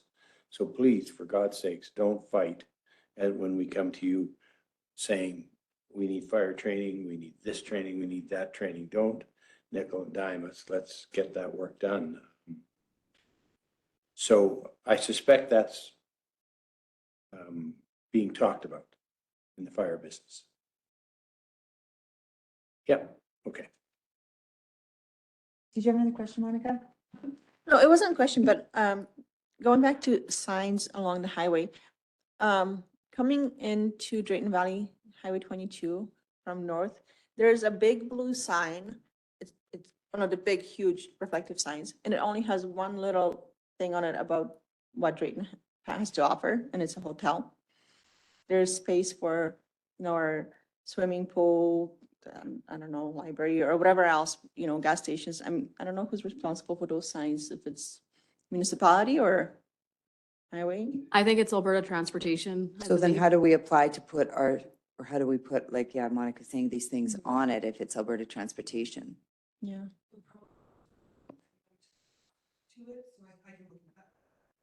Because we have about 20 spots, but there's only one Oh, thing on it. that's a good point. We Yeah. could, highlight some of the things that we have, right? Yeah. CTC College Campus, Exactly, swimming yeah. pool, right? All that. Best fire department in all of the province, Tom. Okay. Sorry for all the questions. No, it's good. It's awesome that council's curious about what's going on and involved. All right, so for the strategic planning and corporate business plan update, I'm only going to focus on projects which have the status change because just in the sake of time. Yep. So there are some additional comments in some of the ones that are, for example, that were on schedule before and are still on schedule. Where possible, where there was something to update, I did put more comments, so be sure to read through it. Just the at your yellow leisure. where you have highlighted, we're gonna Yes. touch base on. Mhm. Okay. So right from the first page there, the valve curb stops exercising program. This project is on, has been rolled out and will be ongoing. So there's not going to be like a completion date per se. It's an ongoing program. So I marked that complete. And then the unidirection hydrant flushing main valve exercise program is the same way. We have, it's an ongoing operational budget, which is included in 2023 and will be ongoing thereafter. At the bottom of that page, you have the 50-year utilities infrastructure plan. And so the initial target date was Q3 of 2023. However, this project was not approved in the 2023 budget, so it will not be completed as of that date. So what will be happening is administration will determine how important this project is in helping the overall strategic priorities of council and bring it forward in 2020 for the 2024 budget if they deem it necessary. The same exact thing goes for the 50-year fleet management plan. It was not approved in 2023. So if we feel that this needs to happen in order to accomplish council's strategic priorities, then we will bring it back for 2024 or 2025. So the next couple pages don't have any changes. So the next one will be under priority 3, which is inclusive, diverse, and welcoming communities. And we have the staff profiles. So it had been marked complete previously, but so I guess the planning of it happened, except, you know, getting staff to want to have their profiles publicized is a little bit harder than we expected. So it's not that we've given up on it. It's just not, it's not happening yet. And then the multicultural, sorry, go ahead. Yeah, go ahead. The Multicultural Wellness Center. So administration has initiated work on this project. So we've reached out to other communities to get information back, but we haven't been able to like kind of assemble that into a report just yet, but it will be happening in the next quarter, or definitely by the fourth quarter of this year. You Ms. sent, Evans, go ahead. go ahead. Sorry, Elvira, I'm backing you up here a little bit. So we have begun our asset management plan. But we didn't approve a utility infrastructure or the fleet management plan, just the transportation infrastructure plan. It was, and the reason I ask is it was my understanding that we were currently working on a system to grade our infrastructure. Mhm. We were in talks with a engineering company or some sort Sure. to structure that so we could do those inspections and come up with a meaningful Yes. review. Yes. I just kind of assumed that those two were part of that. And it seems like we've kind of broken some pieces out, and are we just doing pieces, or were we not far enough into the process to actually identify the utilities and the fleet management as being ready to go, if you will? Yeah, so I actually, now that I'm looking at it, I don't believe the 50-year transportation plan was approved either. It says here pending approval. Okay, So we do have a consultant that engaged right now in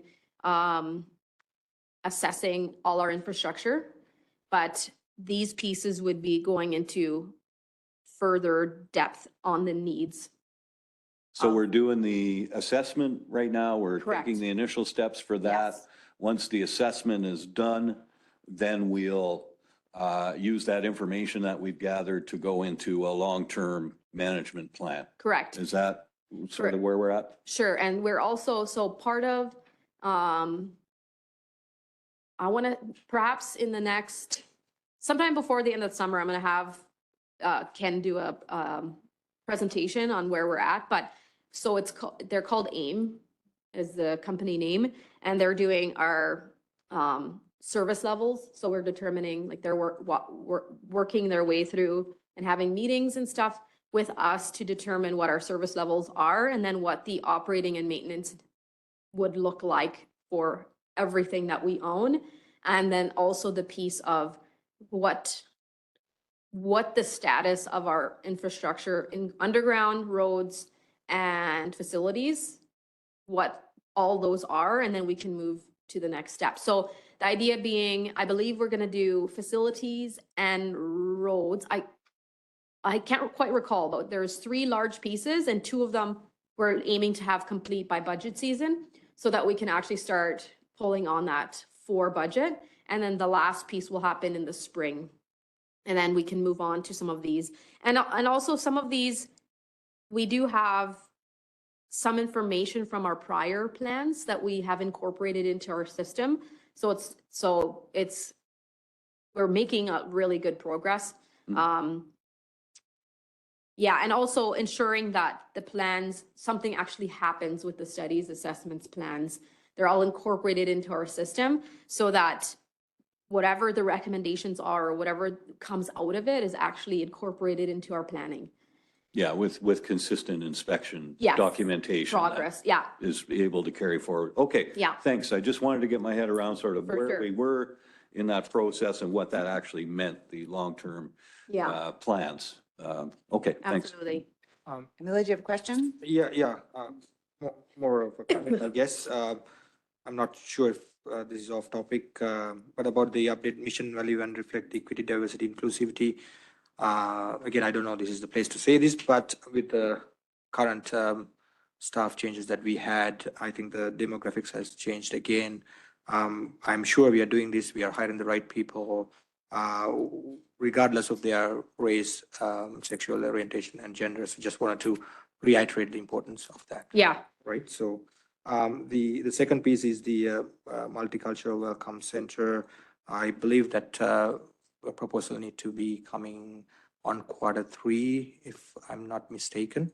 The goal was Q2, but we're not gonna, we're at the end of that. We're not gonna meet that. So we're still aiming for Q3 or Q4.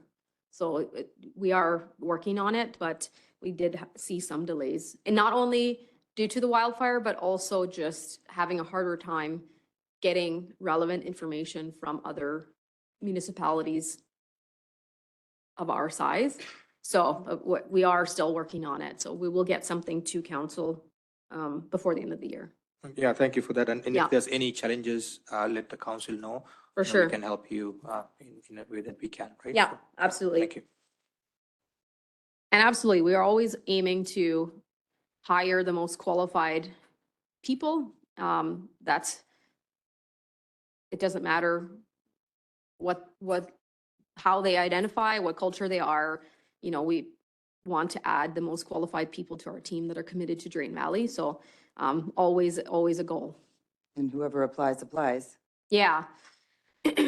Yeah. So the youth center administration has initiated work on this project as well. But it is delayed at this point, and we will be bringing a report by Q4. Community engagement strategy, that software is in place, so we had checked that off as complete, which is great news. And then going on to economic development and diversity.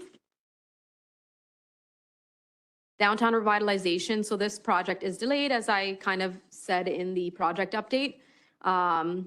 Organizational changes and the wildfire event made it so that we're not currently moving forward, but it's still on as a strategic priority, so we're definitely going to make moves on it. It just right now, there's no progress. Industry gap analysis and labor market analysis. So the RFP has been issued or is to be issued in July. The grant was approved, which is really great. So there is the operational funding that council gave, and then the additional grant, which allows us to move forward with this project. And we'll move on. So the priority 6, there's no changes in any of the status. There's 2 complete and 7 still on schedule. And then moving on to priority number 7, maximize use and revenue of municipal facilities. So the review of affordable housing requirements.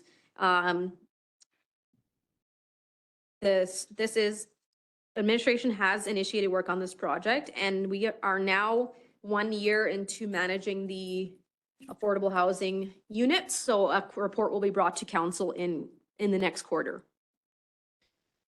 So this one went from on track to delayed because the aim was Q1. For tournament and conference packages, the information material is distributed upon request for potential facility rentals, and it's also available for reference on our website.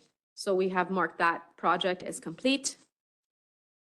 And organizational branding and consolidation and alignment, that policy is complete.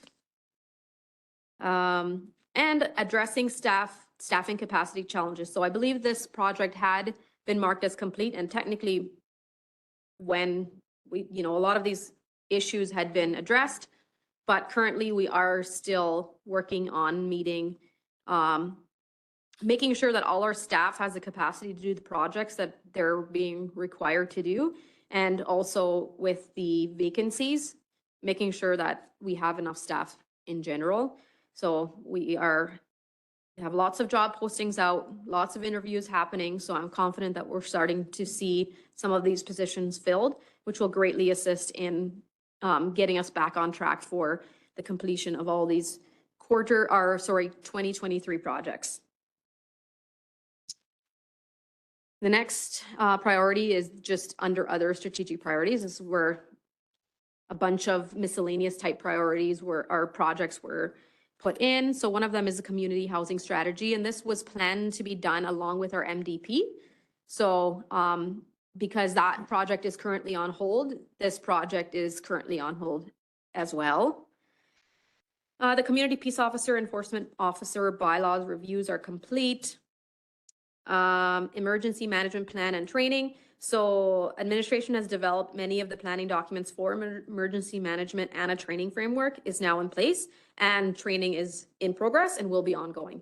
So it's marked complete because our plan is in place and because training will be in progress or ongoing.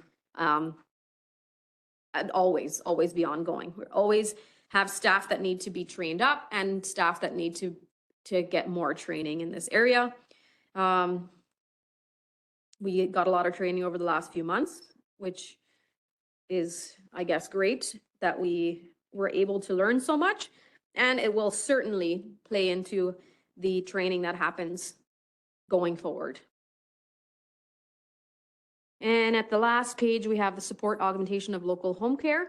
Administration has researched other opportunities for various models of home care and will present a report in Q3.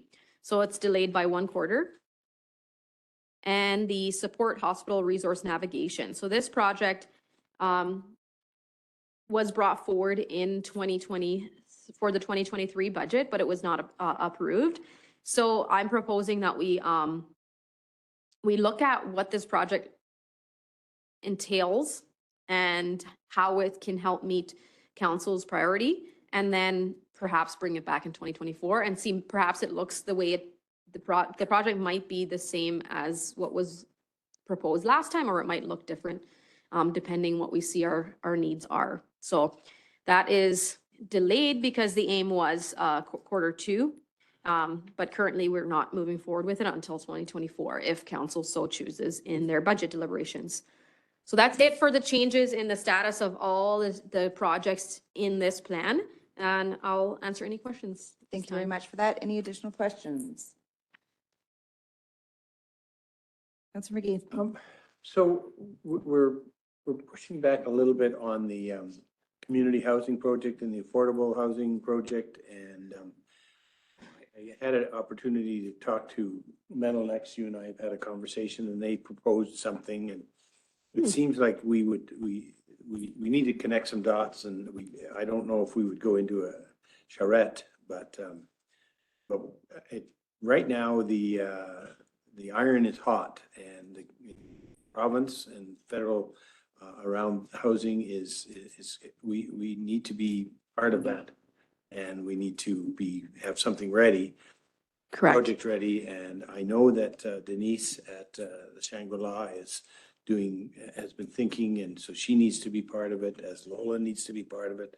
It's really important that we structure and get something. Correct. A project ready. I agree. So I had a brief conversation with both Hans and Lola this morning in terms of if we choose to perhaps make changes to our MDP as opposed to redoing it entirely, or if, depending on when it's going to be completed, it's important that this piece doesn't necessarily get delayed. And so we had already talked about having conversations as to how we can move forward with this either way, in terms of general housing needs. And then, of course, affordable housing. I agree, we do need to start connecting some of the dots. So it's definitely been on my radar. So yeah, definitely. Thanks. Councilor Mann. Just a comment on that, we need to remember that there's other senior facilities as well. So we need to, I guess, bring all of them together and have a conversation, Sunrise and the other. Certainly, I think the aim would be to get them more involved than less involved. I think that's the direction that we'd want to go. But that's kind of, I guess, what I was implying in terms of connecting dots, is to loop the conversation back with the proper individual so that we can actually make progress. So I agree. Thank you. Okay, well, thank you very much for that. I think before we move into closed, I'm going to jump right into department reports, and then we'll go through the council reports, and then we can loop back around. And we're going to start with 10.1, protective and emergency services. Mr. Thompson, that way, if you need to get out of here, or if you just want to get out of here, you can. No, that's part of 9.5. Yeah, it just should say close there. Yeah. Morning. Good morning. Morning, council. Today I'm going to just take a bit of time reiterating some of the things that Elvira brought up in regards to the CPO.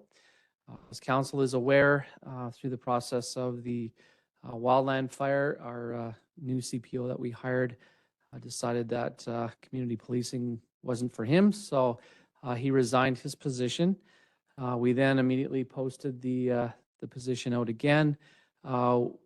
We received some really good applications. We've already gone through the first interview process, and tomorrow we will be conducting the final interviews, and so we should have a decision on a new CPO by the end of the week. So we are pleased in the fact that we did have some really good candidates, and we're looking forward to selecting one of them as our new CPO officer. Also, in regards to community policing, our community standards bylaw was put into place a year ago tomorrow. And we have had a lot of really good success with it. We have completed 325 investigations and files through the community standards bylaws. So we have been extremely active in enforcing that particular bylaw and working with our community, and we are getting some really positive results. I noticed that there was some areas that were very problematic last year in terms of not having their grass mowed, etc. Lo and behold, they're getting it done. So that to me is a positive step forward, and not only through the enforcement side, but just people are now starting to take pride in the community, which is a good thing to see. So that bylaw is working and it is effective, and we are actively investigating cases that are phoned in or complaints that are phoned in to us. Just a brief discussion in regards to the wildland fire. We have just completed some thermal imaging scans of the whole fire, and we still have 10 areas that are still of concern to us. The key part to understand with that is thermal imaging. It's a good tool, but it's not 100% perfect. Some of the areas that it identified this time around, it didn't in the last scan. So it just kind of gives you an idea that yes, it is a good tool, but it's not 100% accurate. And we will continually see hotspots throughout the next several months as we continue to work on the fire. Another part that's a little bit troubling is the crews that have been working in areas such as Alberta forestry crews, and our contractors have actively worked in some locations and considered those locations cold, have left them for a week, and now we have hotspots in those areas again. Which kind of goes back to what I've been talking about in terms of this type of fire. Muskeg fires are almost impossible to put out because they travel underground, you can't see it, and they pop up again down the road or wherever. And so they're extremely difficult. I mean, I refer back to Parkland County. They had their wildland fire back in 2019. Here we are in 2023, and they're still dealing with hotspots from that particular fire. And it's not that it's a lack of firefighting resources or a lack of training or anything like that. It's just simply that's how these fires work. They burn underground. You can't see it, you can't smell it, you can't feel it, and then it pops back up, and then away it goes again. So we are going to be dealing with this for quite some time, but we are actively working to deal with any hotspots that pop up or anything that shows up on our thermal imaging scans. And that's my report. Council. Thank you very much for that. Any questions for Mr. Thompson? Councilor McGee? How did you find the meeting at Buck Creek? How did that go for you? How did I find it? Well, you drove down the road and found the hall. Yeah, yes, through the burn area. I think from my perspective, those types of meetings, are they really effective? Not really. A a lot of the questions that came up, we were already aware of, and we were already working to either mitigate them, or we already had valid reasons to why things happened the way they did. I think in talking to some of my emergency services personnel, they're hard on my staff because it's basically throwing darts at us and accusing us of all kinds of different things. So it's hard on us.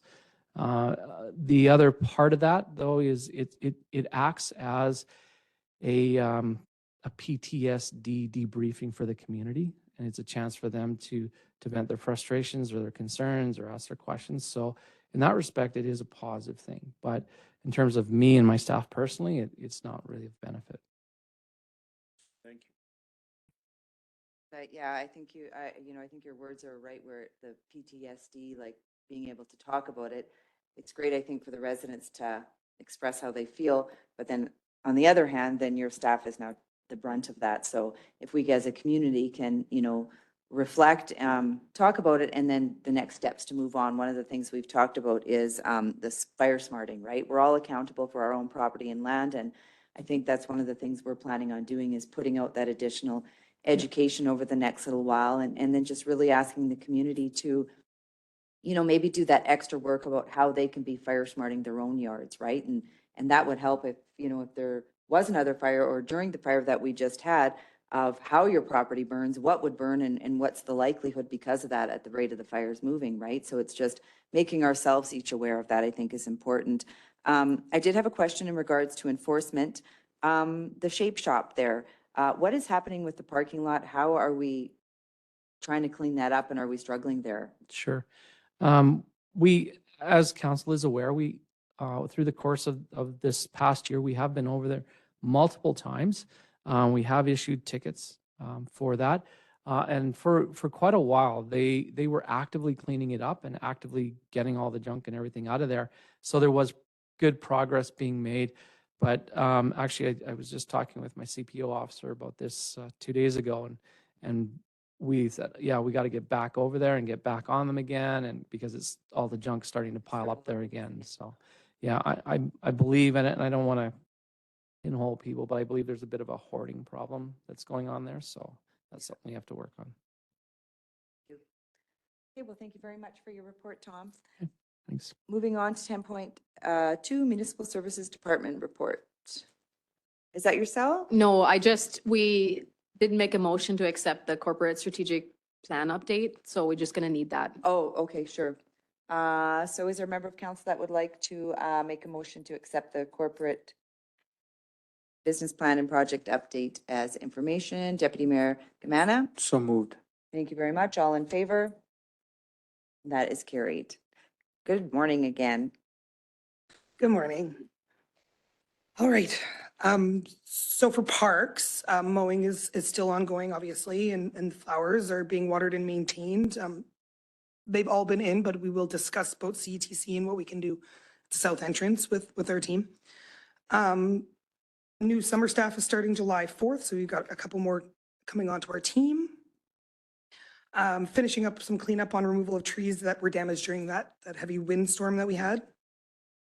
And the picnic tables are going to be installed most likely starting next week. We're going to be doing the concrete pads, and then moving forward next few weeks after that to get them all in.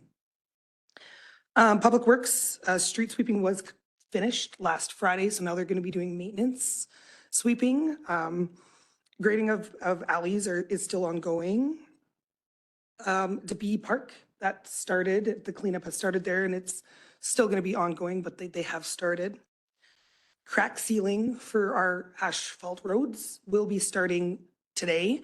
They were hoping to start yesterday, but then we got a little bit of rain in the afternoon, and that kind of halted their progress. So they will be starting today, starting at the Highway 22 by Canco, working to Boston Pizza, and then we'll update the map as we go on our social media platform. After crack sealing has commenced and they get a little bit ahead, we'll be bringing in our line painters, and they're going to start right away.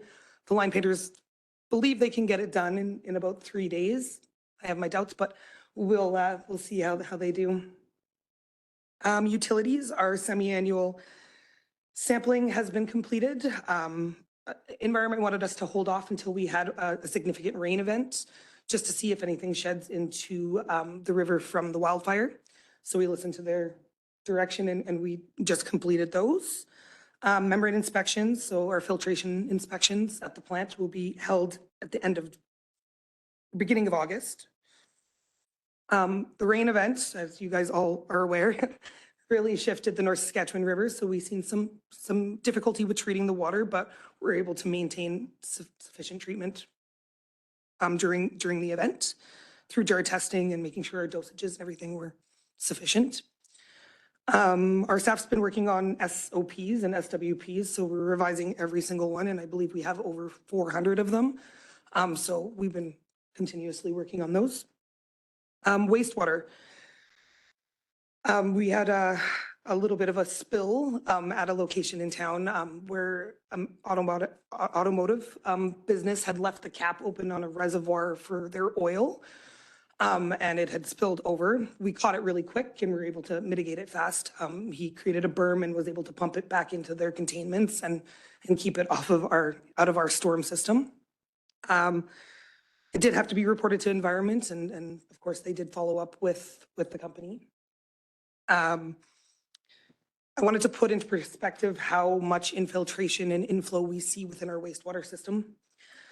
So I did put some numbers in here. On a normal day, we see about 157 cubes per hour go through our system. That's without these significant rain events. With this last significant rain event, we increased our flow rates to 800 cubic meters an hour. So it tripled essentially from what we're normally seeing. So just so you guys understand the impact that we see on infiltration within our system. Councillor Evans? Sorry to interrupt you, Shelley. So that is due to rainwater, not an increase in sewage generated. That's right. So this is all the rainwater that gets into all our pipe gaps, manholes, basements that are still tied into the sewer system that are sump pumping into our system, and then we're having to treat that significant amount of rainwater. Correct. Okay, thanks. So the septic receiving station, in order to do that upgrade, we did have to desludge the lagoon. So that's been completed and we're ready for construction once we get the design drawings. We're working on getting 3 quotes. We're not probably going to go to RFP for the assessment for the South Sanitary trunk line. It's not needed in our procurement policy because it shouldn't be over the $50,000 mark. So we're just going to go to 3 quotes and pick that way. Landfill, so cell 4E construction is about to start. It's going to kick off next week. So they'll be mobilizing midweek and then kickoff will probably be Friday, Saturday of next week. See what else we can, sorry. Our civil engineer has been working with Ledcor and TELUS on inspections for upcoming projects throughout town. So make sure that we get them permitted correctly and everything. Sidewalks are to begin right away. We're hoping for just after the long weekend, all the sidewalks will be started for replacements this year. And 50 Ave project, we did our kickoff meeting yesterday, and we discussed what some of the challenges we're going to see during the project. And the biggest challenge that came up that I want to make you guys aware of is that the section between 43rd Street and Beckett Road is quite narrow. So in order to do that construction, we will most likely have to shut down that section of road until it's completed. We will have to create a temporary access point for the condos. So we are going to do some engagement with the condos and the health unit to make sure that we have an access road kind of to the east so that they can still get into their properties. But while that section of road is ongoing, which is where we're starting, it will be shut down to the public, just to make you guys aware. And we will be giving out public notification. And there is signboards that are going out to kind of tell everybody that this is to be expected. They're already actually on site. So this next week, I believe the contractors are starting locates, getting everything ready to get going for start of construction on July 12th. So that would happen between the schools out period, right? The busiest time? Yeah. Okay, Councillor Clark? Yeah, I was just curious, do we know are there any other foreseen outages of 43rd Avenue during the time the construction's going on 50th Avenue? Where the new 43rd school- Street, do you mean? 43rd Avenue. So where the new school is? Oh, I don't believe so. What I don't want to happen is have both of those shut down, right? That's right. That would be a very, very much challenge. I can reach out to Wild Rose and figure out if there is, but they have done all their tie-ins for their water, sewer, storm. So I don't foresee any outages going on over there, but I will confirm with them. So that's a great point. Please do, yeah. Other than that, I'll Councillor Evans? some questions. Shelley, I just wanted to confirm, it was my understanding that we had new minimum design standards for sidewalks now, included rebar, base requirements and stuff. That's still in place? Yes. Okay. And secondly, there was some mention at, I believe it was the last meeting about some possible grants for fire mitigation. Yeah, fire resilience grants. Yeah, have you considered anything as far as our system? I asked about maybe the raw water pump because we have issues with it. This might be an opportunity to look at that with the assumption that, you know, if we are going to be fighting a fire and it's coming right close, then we're going to want lots of raw water available. That's right. Alberta Environment did mention that when I was on site, and that was something that I was considering, is to look at our intake and come up with solutions for this so that if we had to shut it down, that we had sufficient storage in place. So yes, it's one of my biggest risks on my drinking water safety plan currently. So it was at the top of my mind to look into that. The grant hasn't been released yet. I did talk to the people that write our grants for us. And they are going to keep their eye open for it. I did also think about the potential of using it towards our distribution project.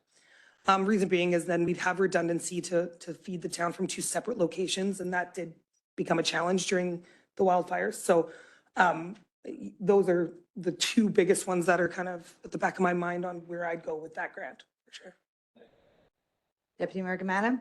Thank you. Couple of things about the new school development. I see that they are coming to a conclusion now. You know, they've probably in a few months they'll be finishing off.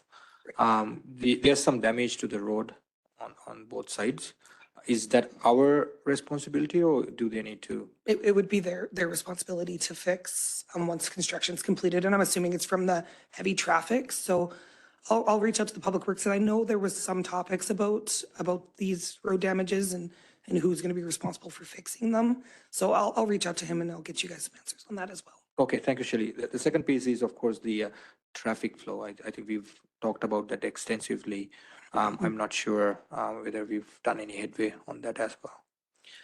I don't have any recollection of doing any, like, a traffic flow study over there. We've already done a study, right? So there were some recommendations that coming from that study, if I'm not mistaken.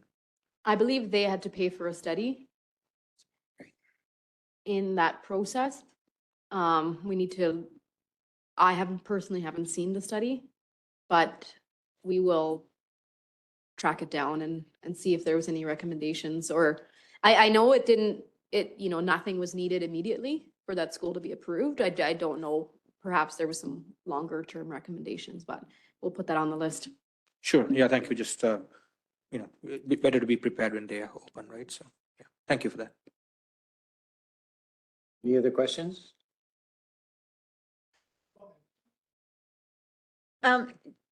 Just a little question, off topic, but we have the picnic tables document that we're supposed to put all throughout town, right? Do they all have places that they need to go to assigned? We had some set aside for doing a little picnic area over by McDonald's. But when we started looking at the Wayfinder sign and the design for Welcome to Drayton Valley sign, we may want to shift gears on that, because the biggest thing is if we do that, we're promoting business for McDonald's. And they make enough money. Well, the reason I'm asking, we had a tour of the museum the other day, and after our meeting was done and stuff, I went and did a whole tour of the whole museum, and that's one thing that they're lacking. There's not one single picnic table or a bench in that museum. So I thought it would be maybe a good idea to throw one in there or two. Yeah, so we do have 2 assigned for over by McDonald's. We could They would definitely probably be very happy to hear that. move one over there. Sure. We'll look into it. Thank you. Councillor Ballas? Yeah, thank you. My understanding was those picnic tables are supposed to go in some park areas like Yes. Secure Park or whatever you want to Yep, call there's it. one over by the hospital, Secure Park at the hospital. Just one there? One, I believe they only allotted for one at that park. And then there's, I think, 1 or 2 at Season, like at the pond there.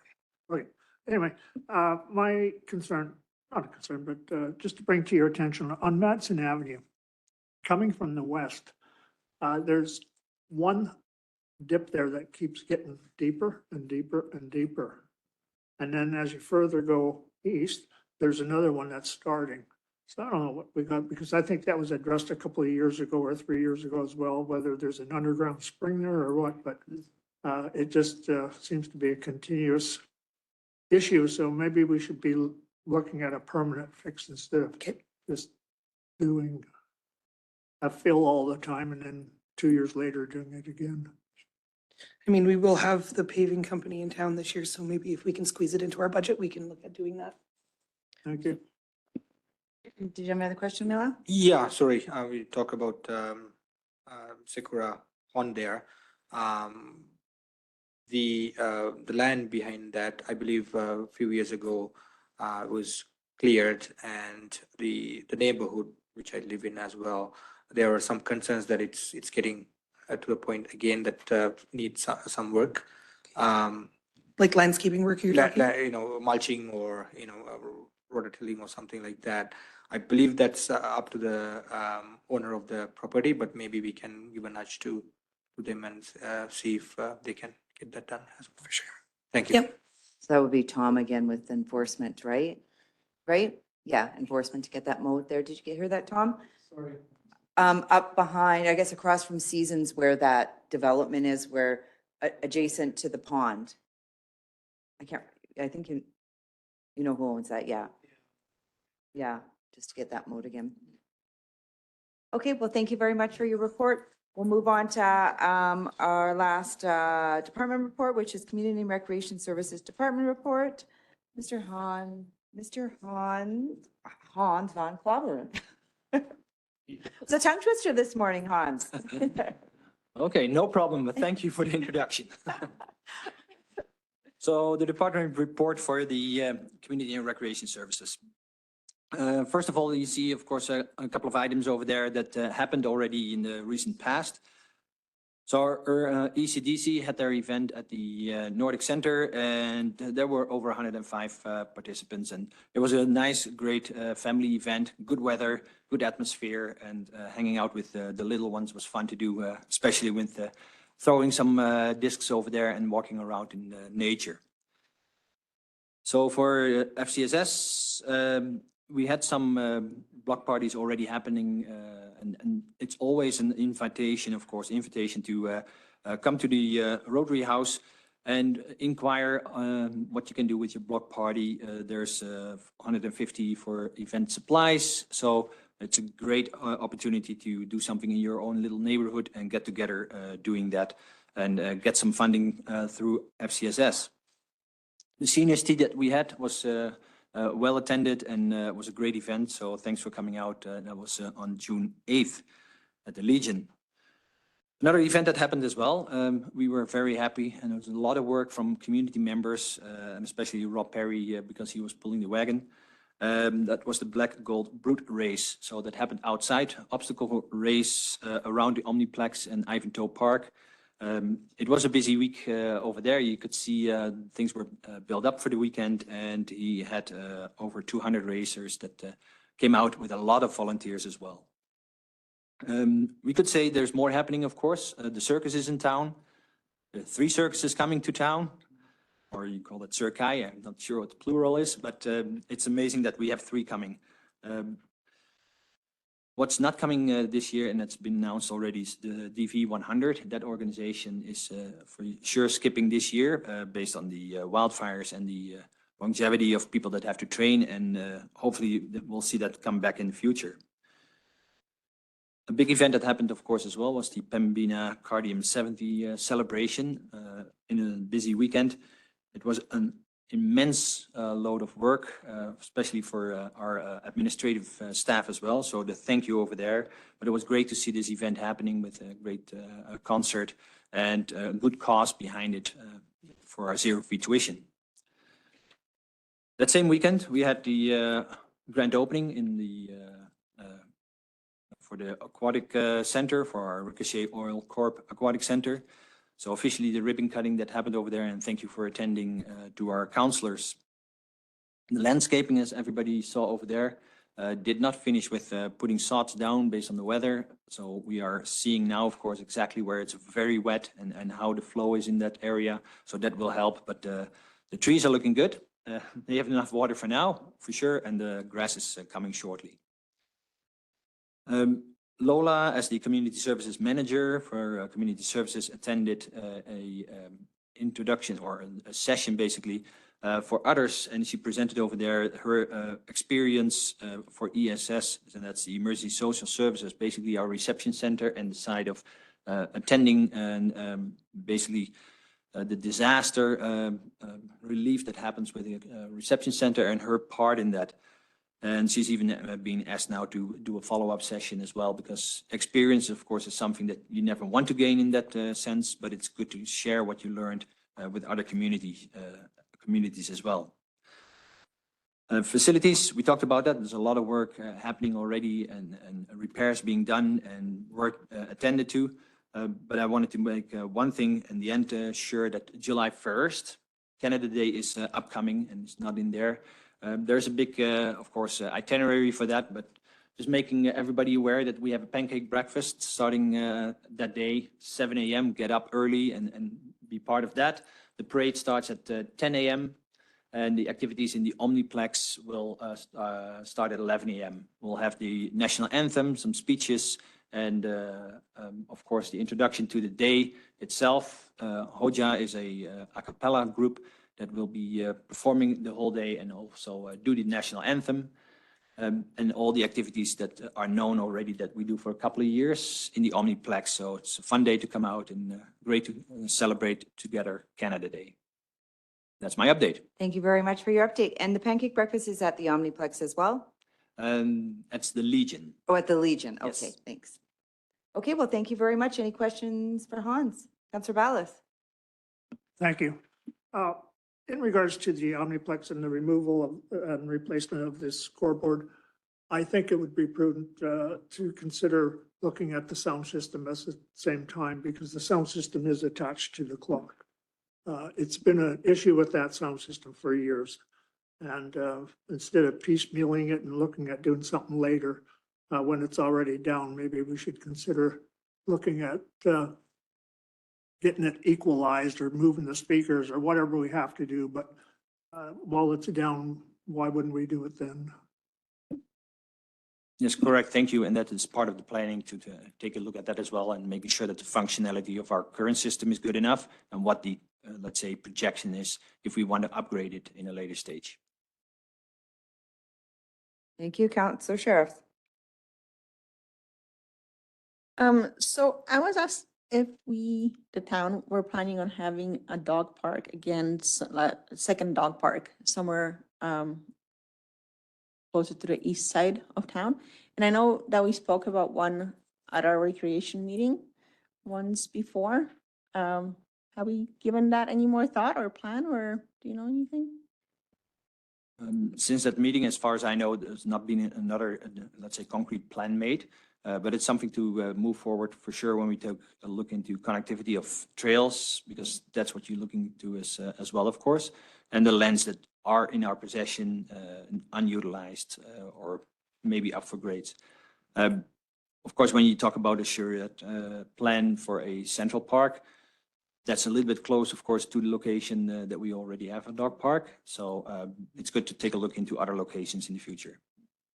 It was my understanding that the person was referring to an older person with a dog that would like to let them off leash, and walking down to the Omniplex Park is a little bit too far, and driving is inconvenient, especially when the car gets dirty and blah, blah, blah, right? So, you know, I just thought I'd ask, and maybe something that we can consider putting another dog park a little bit closer to east end of the town, bring that up to attention again. Councilor McGee.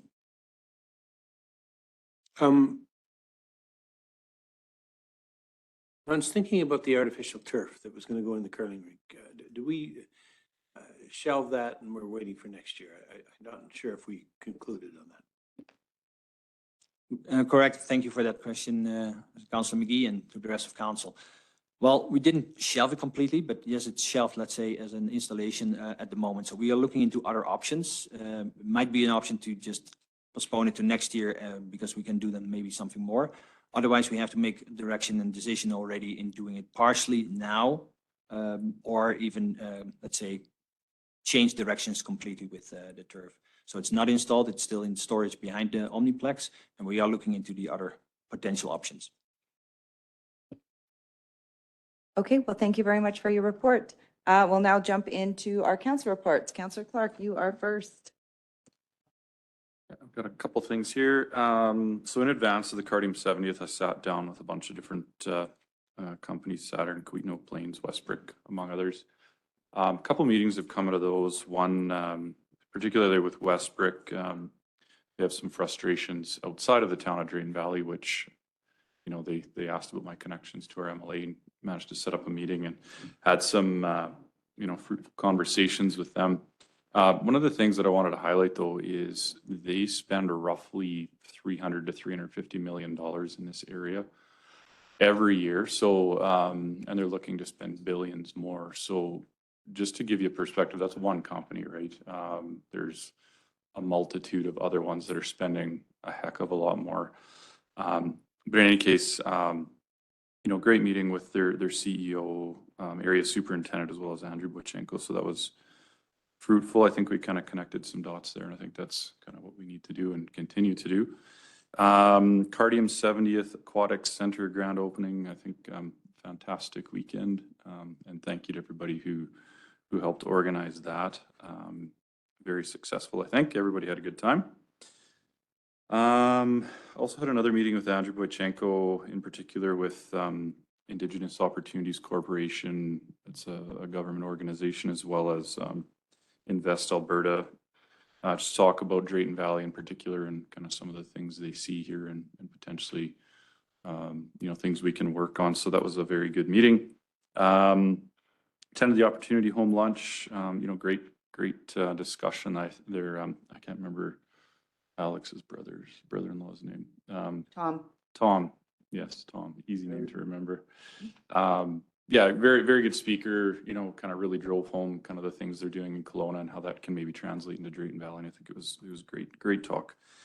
Attended the ECDC family barbecue, as Hans mentioned. It was, you know, 105 people, very successful. Everybody was pretty happy. And one of the things I wanted to do is just shout out to Bernice Taylor, you know, when talking to the folks from Vermilion, they said, you know, the ECDC is one of the easiest things they can throw money at, just simply because of her presence there and you know, the stability and you know, everything she provides there. So they have very high confidence in her.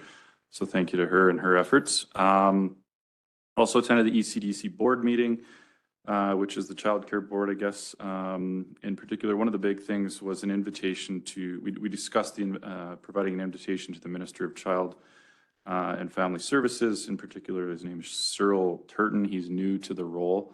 You know, and Bernice's thought was, let's get in front of them as quick as possible and kind of let them know how Drayton Valley is a leader in terms of our childcare, as well as an ADM, Joni Brodziak, which she's had constant communication with, so that's good. And lastly, homelessness forum. We had a meeting on that, and focus was on food security, and a fellow from AHS came and talked about that and how that ties into homelessness and poverty and all those sorts of things, and gave some, you know, pretty good food for thought, I think, in terms of how you can approach homelessness and the multitude of angles you can take with that. So that's all I have. Thank you very much for that. Councillor Evans. I don't know why, but for some reason, I think somebody's before me. You always seem to catch me off guard. Let me see. So on the 19th, I attended the Yellowhead Regional Library general meeting. And as far as our library goes, a couple of announcements that they're planning some training, couple of pieces of equipment that they're planning on starting to roll out to some libraries for folks who are visually challenged. It's kind of a large digital screen that is specifically made to help those folks read books and experience books in kind of an immersive environment. So nothing coming out right away. They're on their second library that they rolled it out, but something for us to keep an eye on just in case we want to give it a try. Other than that, just a lot of budget stuff for them, not for us. Also attended the This is Drayton group at the county office just to get a general information on what they're about, what their goals are, what they'd like to see happen, as similar to what was talked about in council here earlier. On the 20th, I chaired the sustainability meeting. A couple of things in that, I've had a few questions about the recover proposal for the landfill. We're still a ways away from doing anything there. Something we need to tie up is we'll have to establish costs for this facility that would have to be built to store this stuff under. It needs to be roofed. It needs a catchment system underneath it. That catchment system, we're going to be responsible for whatever comes out of that for probably 40, 50 years moving forward. Any of the leachate that comes out of that cannot be put in our lagoon. We'll have to make arrangements to get it down an injection well. So significant costs there.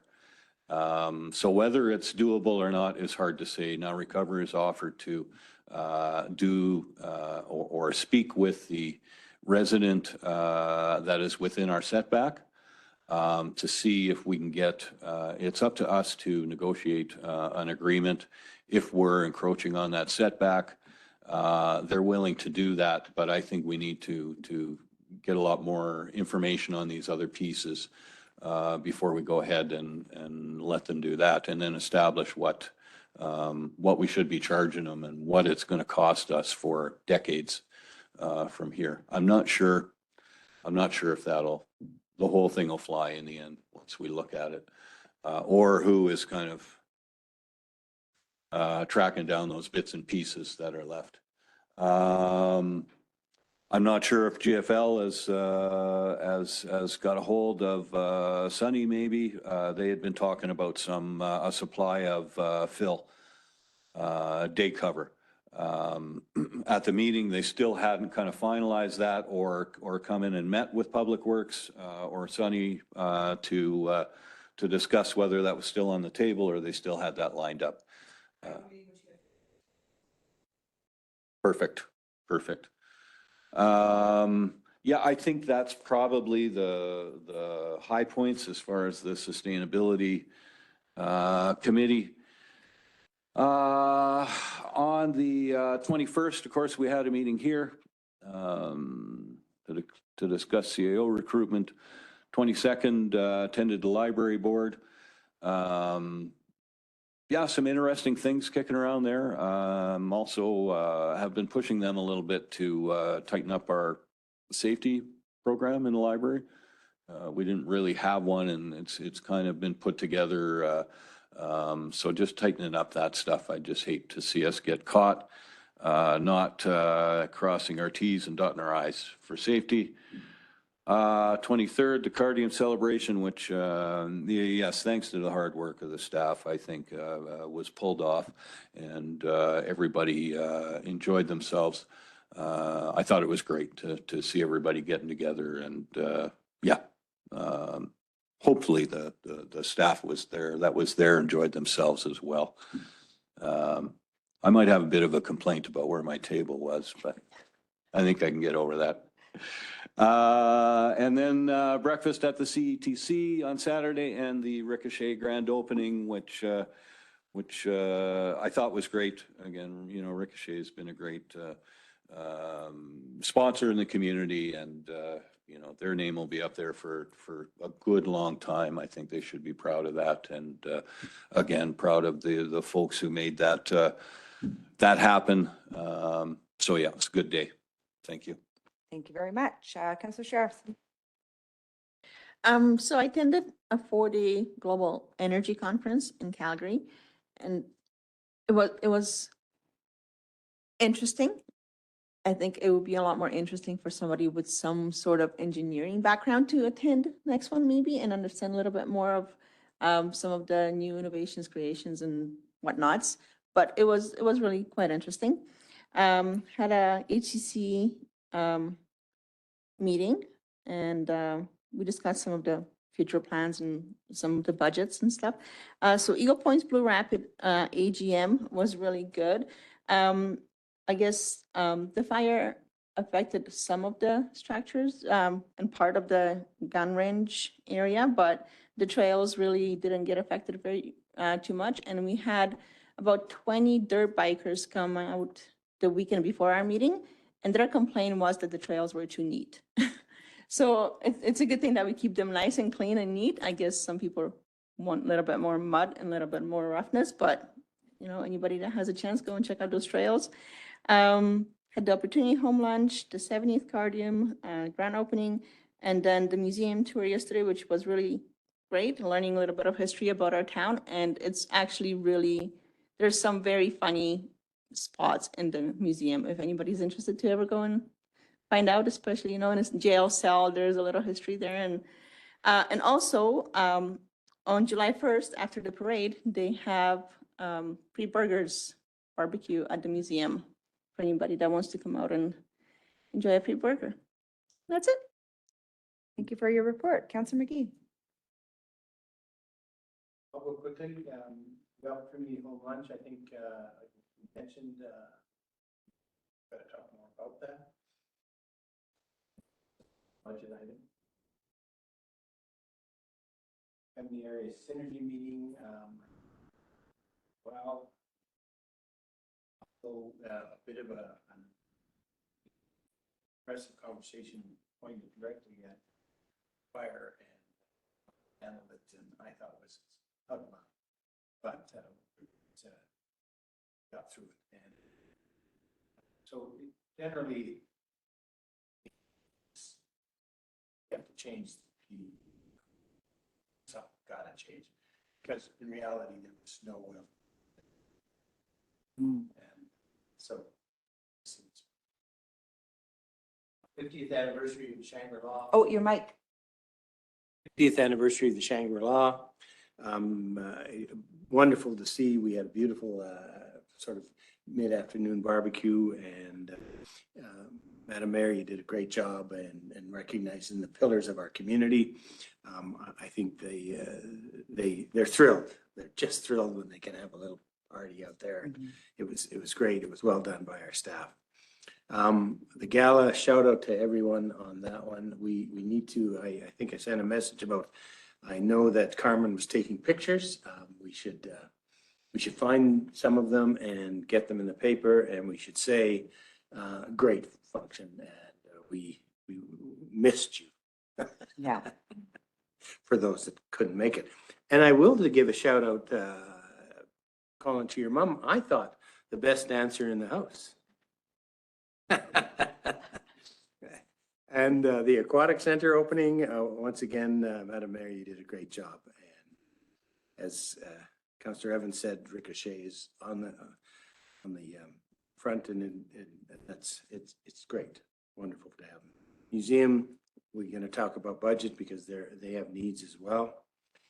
Canada Day, it's already mentioned, the burgers are coming out of the Indigenous days that were canceled.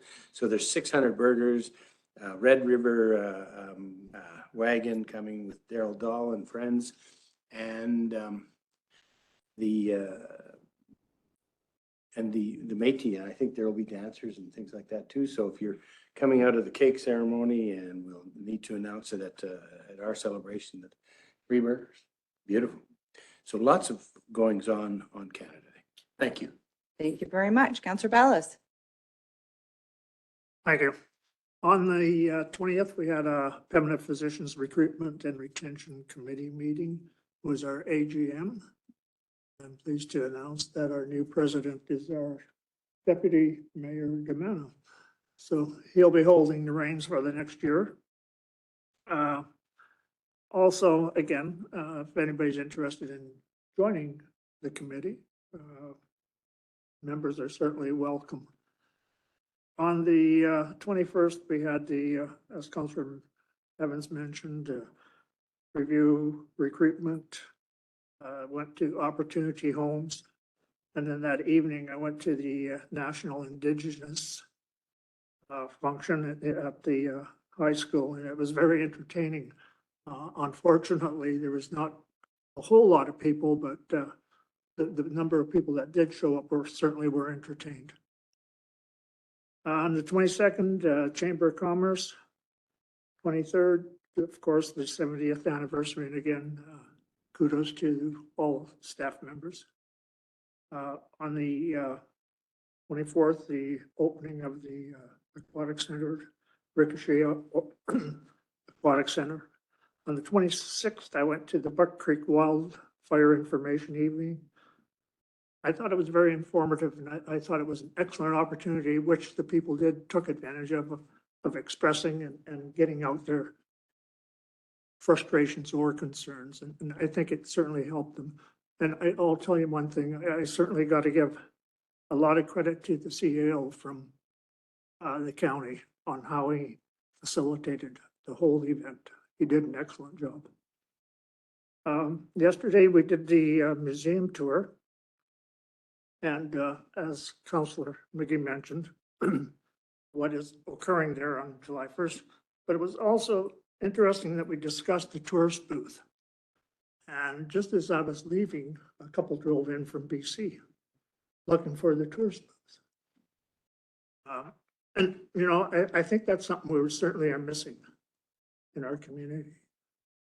And for the opportunity for a tourist booth to put up there somewhere, I think maybe something we should be considering for our next budget year. And that concludes my report. Thank you. Thank you very much for that, Bill. Yeah, I would agree. I brought up the question, I thought that EPBR was supposed to be leading the mobile tourist information unit or something, but we need to definitely have a further our conversation in regards to that for sure. Yeah, absolutely. Deputy Mayor Gamana. Thank you. I'll try to be quick. Most of the functions and events has been mentioned already. 20th Health Foundation, we had the meeting, discussed about the HS upcoming courses and all that, and what we need to change on funding and bylaws to support that. So there's that hopefully will be done before next year when things are finalized for those courses. On the then attended the PPRRC meeting, as Councillor Ballas mentioned. On 21st, opportunity from luncheon. It's great to see coming to getting together, and was a very informative. I agree with Councillor Clark about how good Tom was presenting that information to us. He was able to keep the whole group engaged. On 22nd, Pembira area synergy meeting, as Councillor Maggie mentioned, had a little bit of a discussion about what's happening around community on industry, as well as the fires that we just went through, and how they were experiencing that, went through that, and the feedback from the industry itself. 23rd, 70th anniversary gala. Again, as everybody said, kudos to the organizing team. It was great to see that community getting together to celebrate 70th anniversary.